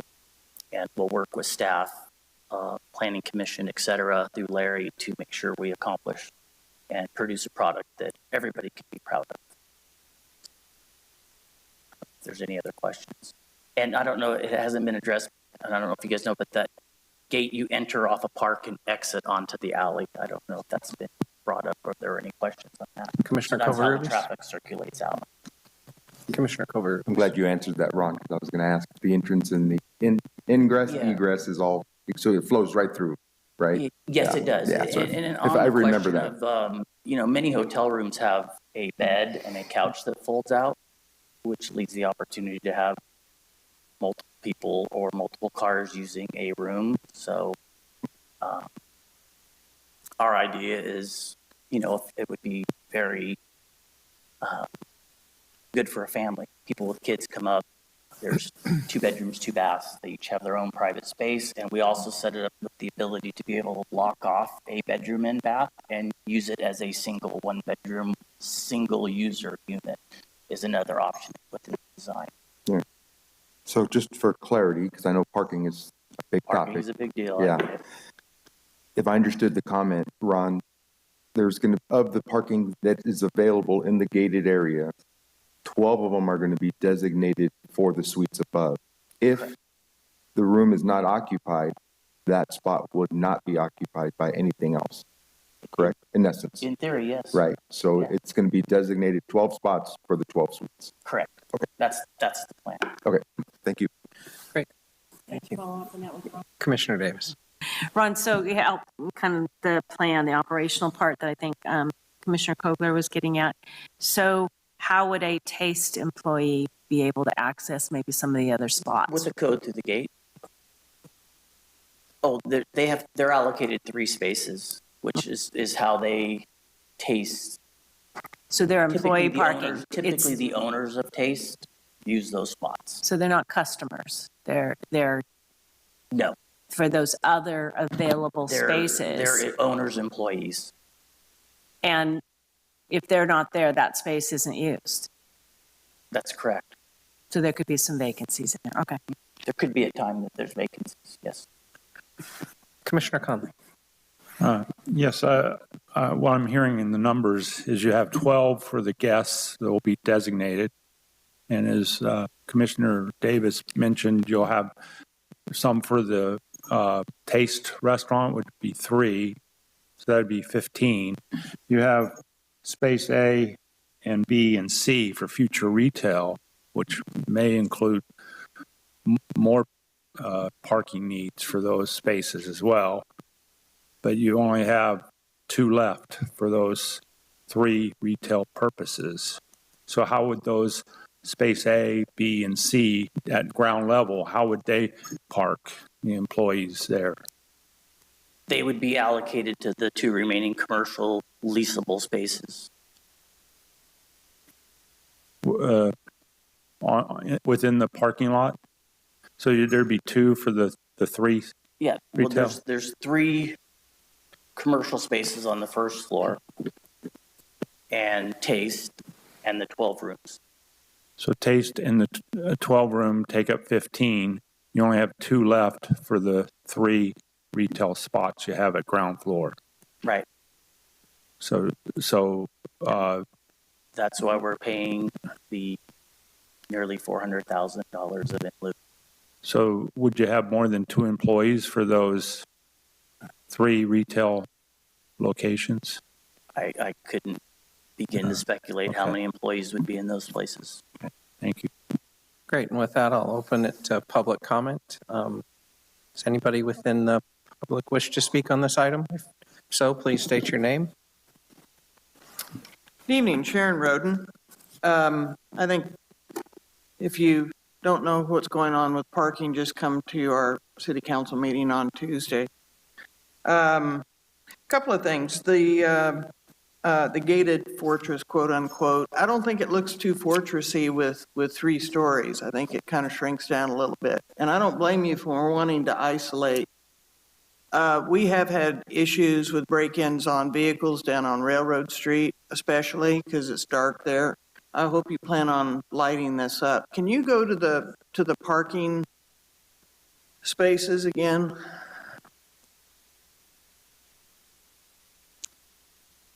Would you rather have the aerial or this No, one? that's fine. Okay. So I count 3 that you're talking about with Taste, the outlet, and then 1, 2, 3, 4, 5, 6, 7, 8, 9, 10, 11, 12, 13, 14. 14 and 3 is 17. Where are the 21 spaces? So today there are 21 spaces. They are losing 4 spaces with the reconfiguration of the parking Okay. lot, but that is accounted for in the 18 spaces. Yeah. And how many of those spaces are handicapped? So the site plan is showing it's showing 1 disabled area. Is that correct? One. I believe there's 1 accessible space. So if that 1 is not used, you've lost 1 of the 12. Is that correct? That would be correct. So you only have 11 for 12 rooms with 24 bedrooms. We do have free parking right now here at City Hall, and I have a feeling that's where people are going to end up, and I don't know if that's appropriate. I am concerned. I think all of us are a little concerned about the parking, but I don't know what you can do about it. I just bring you the problems, not the solutions, evidently. Sorry about that. Yeah, the in lieu fee, I think, is set. I think, and I know it seems like an awful lot to pay. And I wish we had a project that it was going towards, but we don't at this point. I am concerned about the suites. And if we haven't addressed that or made it clear that we need to have a parking space per, I have a vacation rental that's a 3-bedroom. Very rarely do we have, and I realize it's 3-bedroom versus 2, but very rarely do we have just 1 car parked there. So I think we're going to have to look at making some changes for the future. Thank you. Anyone else like to speak on this item? Please state your name. Hi, I'm Stephen King, resident of Paso Robles. I just want to speak briefly in 2 ways. One, Norma Moy couldn't be here tonight, and she asked me to come and be present and hear. Norma Moy of Main Street Association.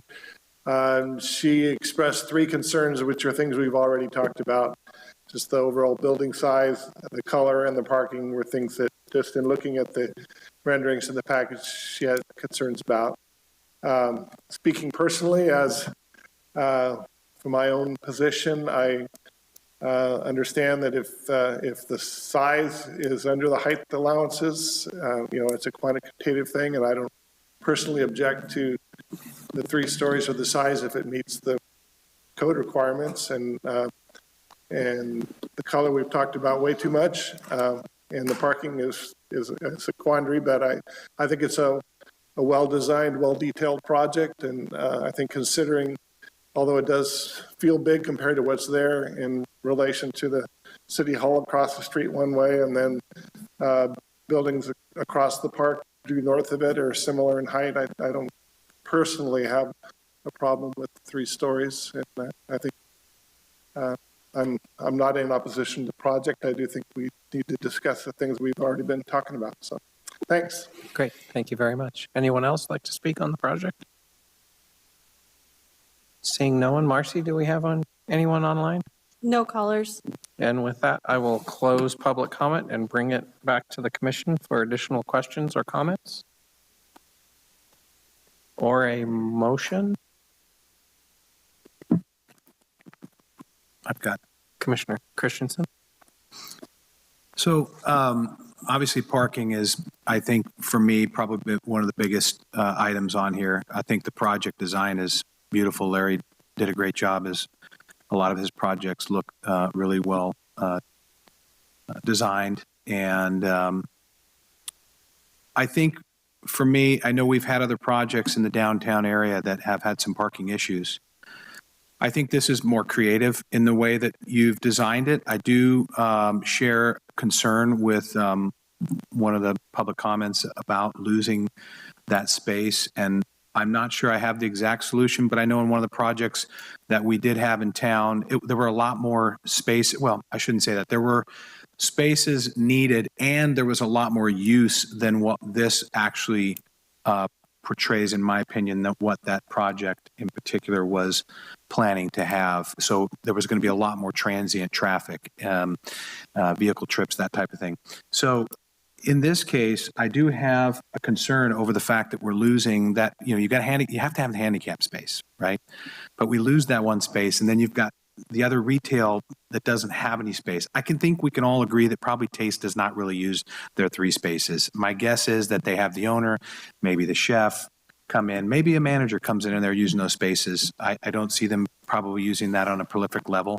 One of the things we did in the past is we encouraged working out, even if it's only for a few spaces, a shared parking arrangement, so you have some offloaded parking in another space, maybe one of the places that are 2 blocks down, that they're only using day use, and you've got an extra space where somebody can park for the evening if they've got an extra patron coming in or another car being showing up. Because I do think two-room suites it's a great idea for families. I think that's wonderful. But at the same time, I also really feel that this is going to get used by adults, and I feel that they're not always going to come in the same car.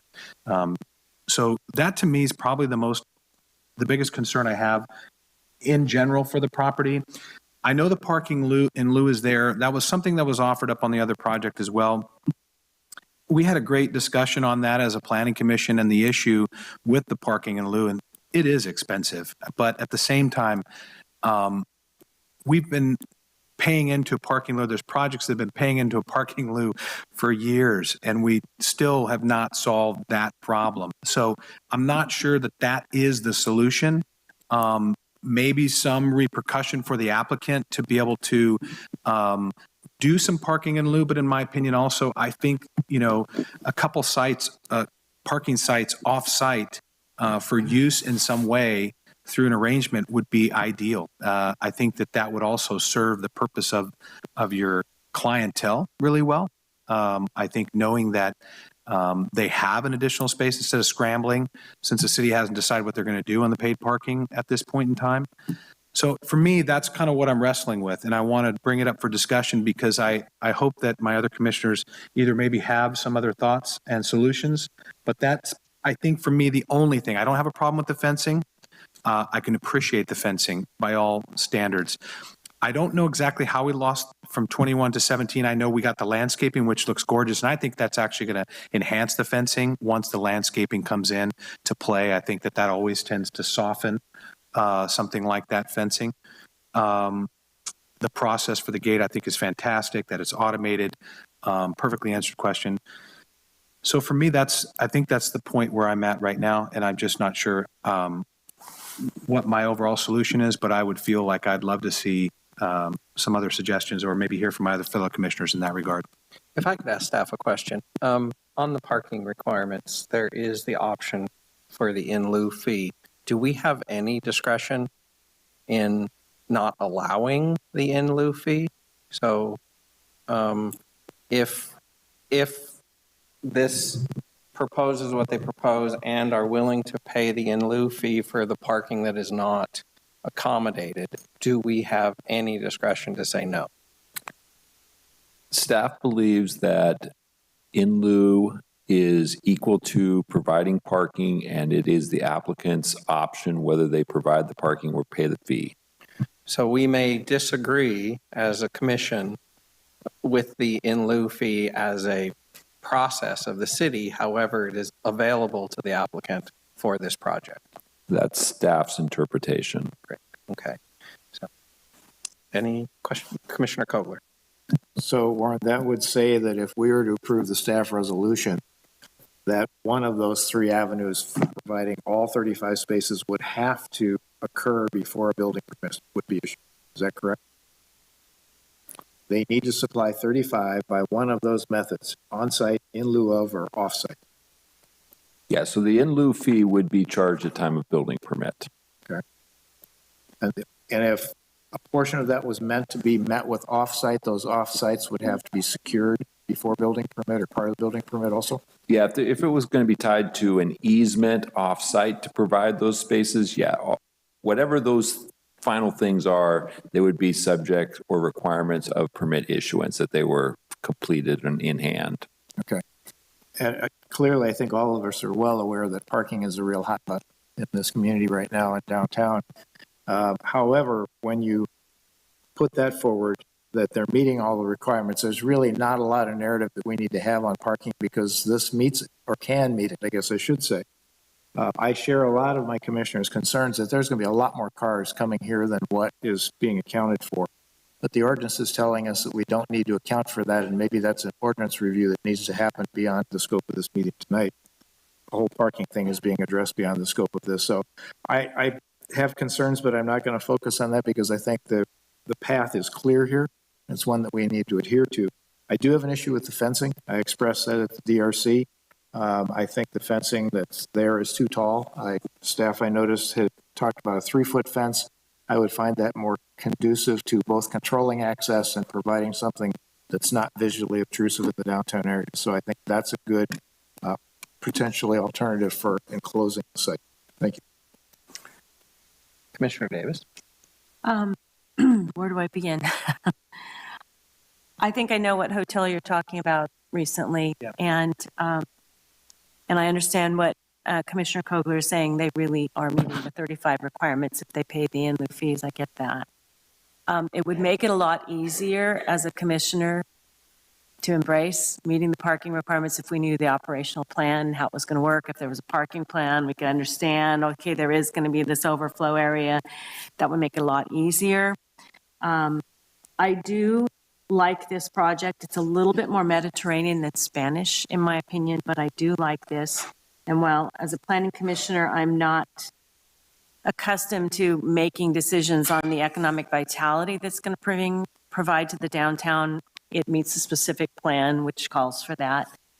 I'm fine with the no setback for the trash enclosure. I'm kind of get down to the nitty gritty. We didn't talk much about that, but we had staff and we had the Waste Management Authority look at that, so I'm fine with that. I'm very much wanting to not have it bright white. We learned what happened with the Fairbairn. I mean, they painted it that bright yellow, and even I went up to the painter and said, oh my gosh, that's a primer, right? And it got changed. So I think we're all in consensus, and even at DRC we were, that's just too bright of a white. And the applicant said he's very willing to modify that. So I'm inclined to support this. I think we all know that this money goes into an in lieu fee and we don't feel the relief as a community, and that's frustrating. So, maybe in the future we can have maybe more of a parking plan articulated. That would make it a lot easier from this standpoint. With the fence, when I saw it with the size and scope of the building, I wasn't too upset with the height of it. Kind of matches the architectural design and the balcony. And so I think 3 might even be a little too low. Somebody said you're driving an SUV, you won't be able to see it. So I don't know the exact height, but I'm not disturbed by the height of the fence. I'm inclined to support this with some reluctance on parking issues. Great, thank you. Commissioner Conley. Yeah, I share a lot of the same concerns Commissioner Davis just said. In my opinion, really what you have is 16 stalls and not 17 with the handicap. So really you're only providing 1 space for the 3 retail spaces at ground level, which will total about 4,000 square feet, where you need at least 4 spaces for that. So you're very short on the number of spaces you need from an operational point of view, I think. So the parking is a big problem, but the pay in lieu fee, I guess, handles that. I share the concern with the fence height being too high, but I think maybe 42 inches might be something that you could see over SUV. Maybe 3 feet's too low, but you raise it to 42 and it'd be shorter than a 5-foot high fence. Maybe some curbing could be done in areas where you wouldn't have to enclose the whole area, just the 2 gates. Those are things you can explore, but those concerns are kind of minor compared to the parking. And I think those concerns are very small compared to how much this project improves the area. I like the project. I think it's a good looking facility. The color, of course, is too bright, but that can be adjusted. So I'm in favor of the project too. Great, thank you, Commissioner Martin. Yeah, I'll make it easy. You checked all the boxes, you did the best you could with the property, you're meeting all the requirements. So at the end of the day, I think it's a great benefit to the city. And I know we get hung up on certain things, but I think overall, very good job. It's going to be a very good project. And I think the parking thing is an ongoing issue beyond that. And I'm 100% in support of it. And yeah. Great. Any further comment? Commissioner Covarrubias. I think Commissioner Kogler nailed it. The applicants met all the requirements. I mean, it is what it is, and parking is going to continue to be a hot topic, and it's not just whether it's free or not. It's just, I think, parking in general. But you know what? We have a great downtown core, and I do believe the Mullins family. I've known them for years, and they are givers to our community. They've been longtime givers to our community, and I believe Ron when he says he feels like they're bringing something valuable to our downtown core, and I believe that. I think it's going to be a good building. Parking is what it is. So, Katie, just a clarification, since we all agree on the changing of the color on your approval, do we need to be specific in calling out the change of color, or is that part of the condition in general? So the condition is currently written that the final color needs to be approved by the DRC. We could certainly provide guidance to the DRC of what the Planning Commission wants to see as to the final color, but the final color will come back to the smaller body, to the DRC. To the DRC. So once that final color is identified, it'll need DRC approval.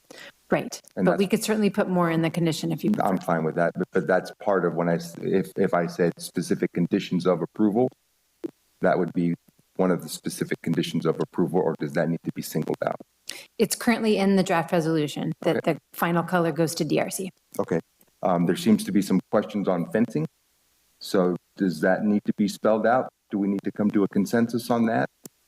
So currently the draft condition reads that the fence be reduced in height to 3 feet. So yes, you need to come to some consensus. If if the motion doesn't include a change to that condition will be in the resolution. Okay. So if it's okay with our chair, I'd like to make a motion, if it's okay. And as soon as Commissioner Christensen Well, we makes can make a motion, have a second, and continue the comments if you wish. Okay. I'm fine with that.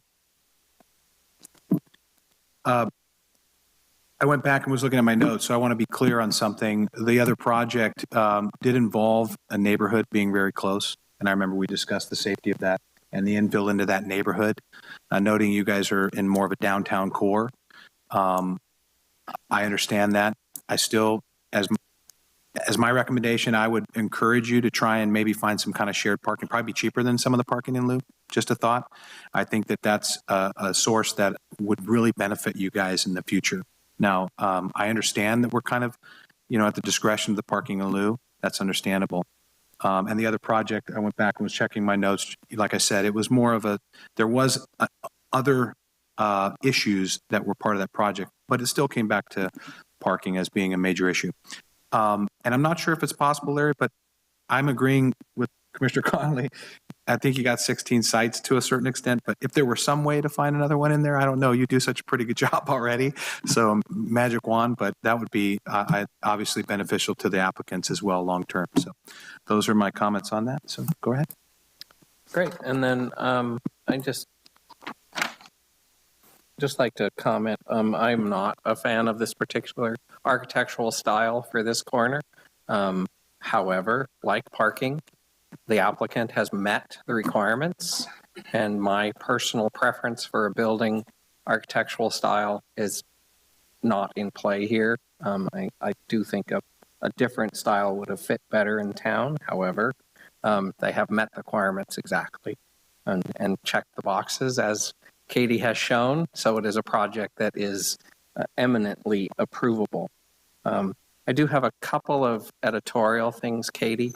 On page 64 of 122, third whereas from the bottom, it says the he site, and I'm not sure what the he site is, so maybe that was a typo. And though I could probably use a stress course on page 66, section 2, line 5, environmental resources such as hillside stress courses. I'm suspecting that is stream courses, but if we're having stress courses, I'd like to take advantage of that. But other than that, the rest of it looks pretty good. I'm not sure if the conditions apply to just this building or to this building and taste. If they apply to taste as well for the renovation, I think we may need to add buildings and addresses in places where it just says building or address. So, and with that, I will send it back to the commission for more comments or a possible motion. I'd like to make a motion, please. I motion that we approve the project by adopting draft resolution PC 24-XXX based on required findings for approval and subject to specific conditions of approval. Does that include the 3-foot fence or a different item? My understanding is that part of the condition of approval is the 3-foot fence. Would you like to keep it as a 3-foot fence or change the height? I am personally okay with that. Okay, great. Is there a second? Second. Any further comment? Commissioner Conley? I don't know what's magic about 3 feet. I would be open to another 6 inches, 42 inches instead of 36 myself. I don't know if we want to throw that out if the applicant was concerned about SUVs not seeing it. I'm sure that 42 inches would be seen by almost every vehicle unless it's some type of delivery truck. But I'm not sure where the magic 3 feet came from. So I would open that to discussion as part of the discussion on this motion. Were you willing to accept that amendment or continue with the motion as moved? I would be willing to accept that amendment if the rest of the commissioners agree to it. And is the second willing to accept? I would concur as well. Great. Any further comment on that 42 inches? Seeing none and no further comment from the commission. Roll call, please. I'm sorry. Motion by Covarrubias, second by Kogler. Commissioner Covarrubias? Aye. Commissioner Kogler? Aye. Commissioner Christensen? Aye. Commissioner Marlowe? Aye. Commissioner Connolly? Aye. Commissioner Davis? Aye. Chairperson Neal? Aye. Motion passes 7-0. Great, thank you very much.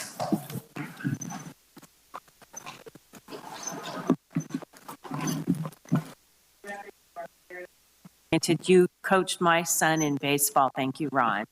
Yeah. My grandson turns 5 this year. Okay.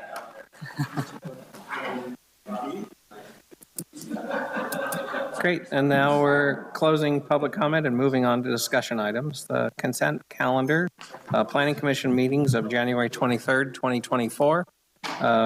Do I have any comments or a motion to approve? I move to approve. Is there a second? Second. And if we could talk outside, it would be greatly appreciated. Thank you. It's not a problem, Stephen. Thank you. Is there a second? Yeah. Oh, I'm sorry, Commissioner Marlowe. Moved by Commissioner Christensen, seconded by Commissioner Marlowe. Any further discussion? Seeing none, roll call, please. Commissioner Christensen? Aye. Commissioner Marlowe? Aye. Commissioner Connolly? Aye. Commissioner Davis? Hi. Commissioner Covarrubias? Aye. Commissioner Kogler? Aye. Chairperson Neal? Aye. Motion passes 7-0. And other reports, Paso Robles Streetscape Ad Hoc Committee report. Yes, so this item is scheduled for the next city council meeting, which will be on Tuesday, March 6th, which is next week. So we do need to get together with the constraints committee to kind of go over what the presentation is going to be. I was thinking maybe Monday around 2, we could have a quick meeting and just kind of make sure that we've got a presentation organized for the council meeting.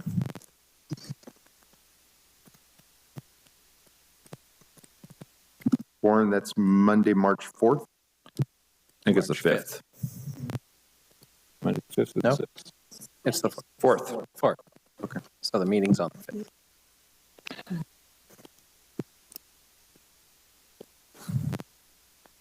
I don't.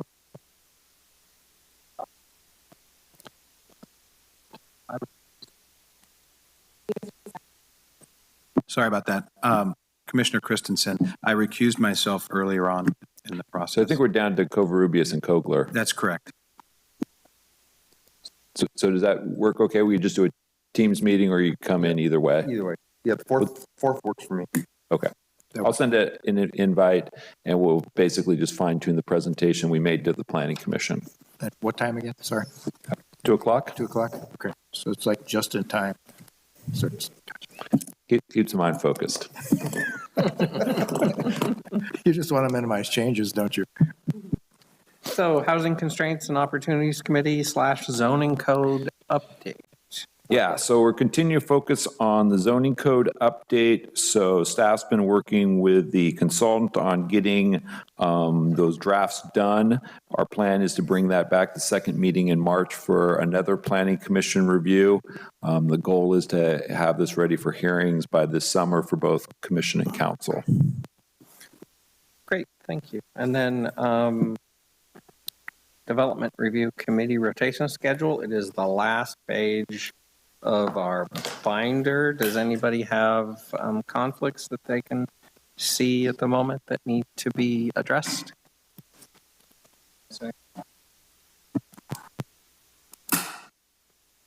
I have a conflict on April 15th. So if someone can cover for me on the 15th of April. I'd cover for you, Ty, but you and I have the same conflict, I think. Yes, we do. Okay. Yes. Thank you. I can do it. Okay, great. Great, thank you. Yeah. Thank you. Any others in the next few months that we can see? Great, with that, moving on to Planning Commissioner's comments. Commissioner Marlowe.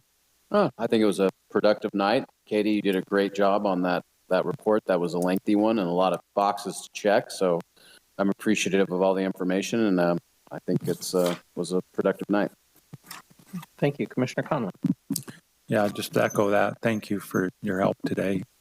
And I don't have any other comments. Commissioner Davis? Commissioner Covarrubias? Nope, thanks to staff. And I believe we're going to see everybody on Sunday, is that? Sunday, yes. Is that true? Yes, still? Calco's? 6:30, Patina Room, Calco's Brewery. Okay, perfect. Commissioner Kogler? No comments. Commissioner Christensen? Great job, Katie. Great presentation as usual, and I appreciate that. All the details, wonderful. I'm going to miss the Sunday dinner, so apologize for that, but it sounds like you guys will have a nice time. Great. And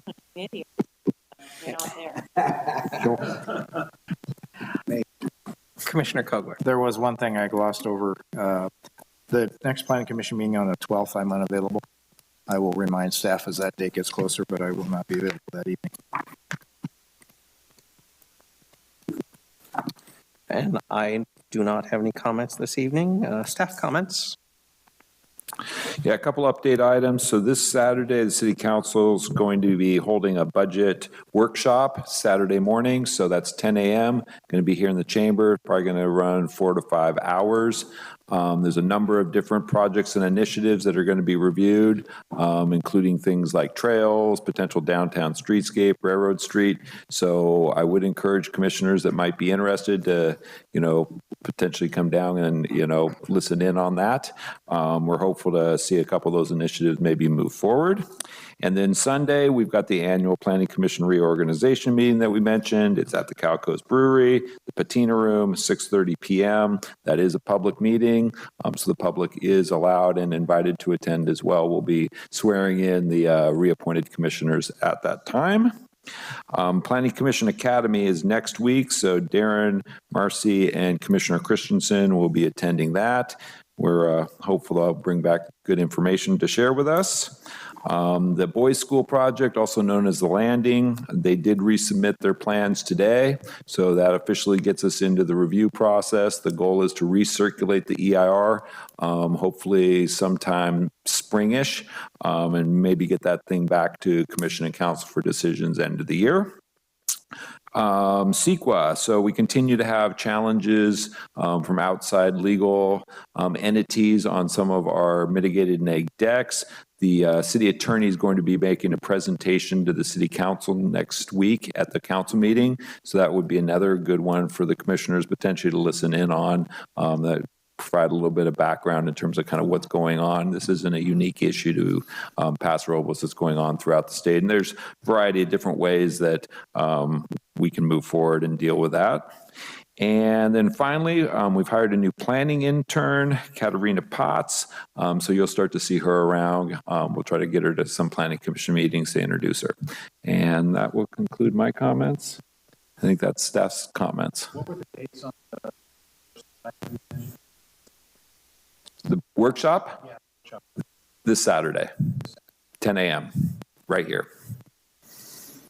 Great. And then regarding the CEQA, since it's the world's most exciting topic, would it be better for commission to listen at home, or can we attend the meeting? And would that create a problem if more than 4 of us attend? No, it's a public meeting, so you can attend in person or listen in. Either one's fine. Great. Thank you. And then I did forget that this is my last full meeting as chair. I appreciate the commission putting up with me for a year. And hopefully I did not embarrass us sitting here. And with that, do I have a motion to adjourn? All righty, let's just call it done. Thank you very much. Good job.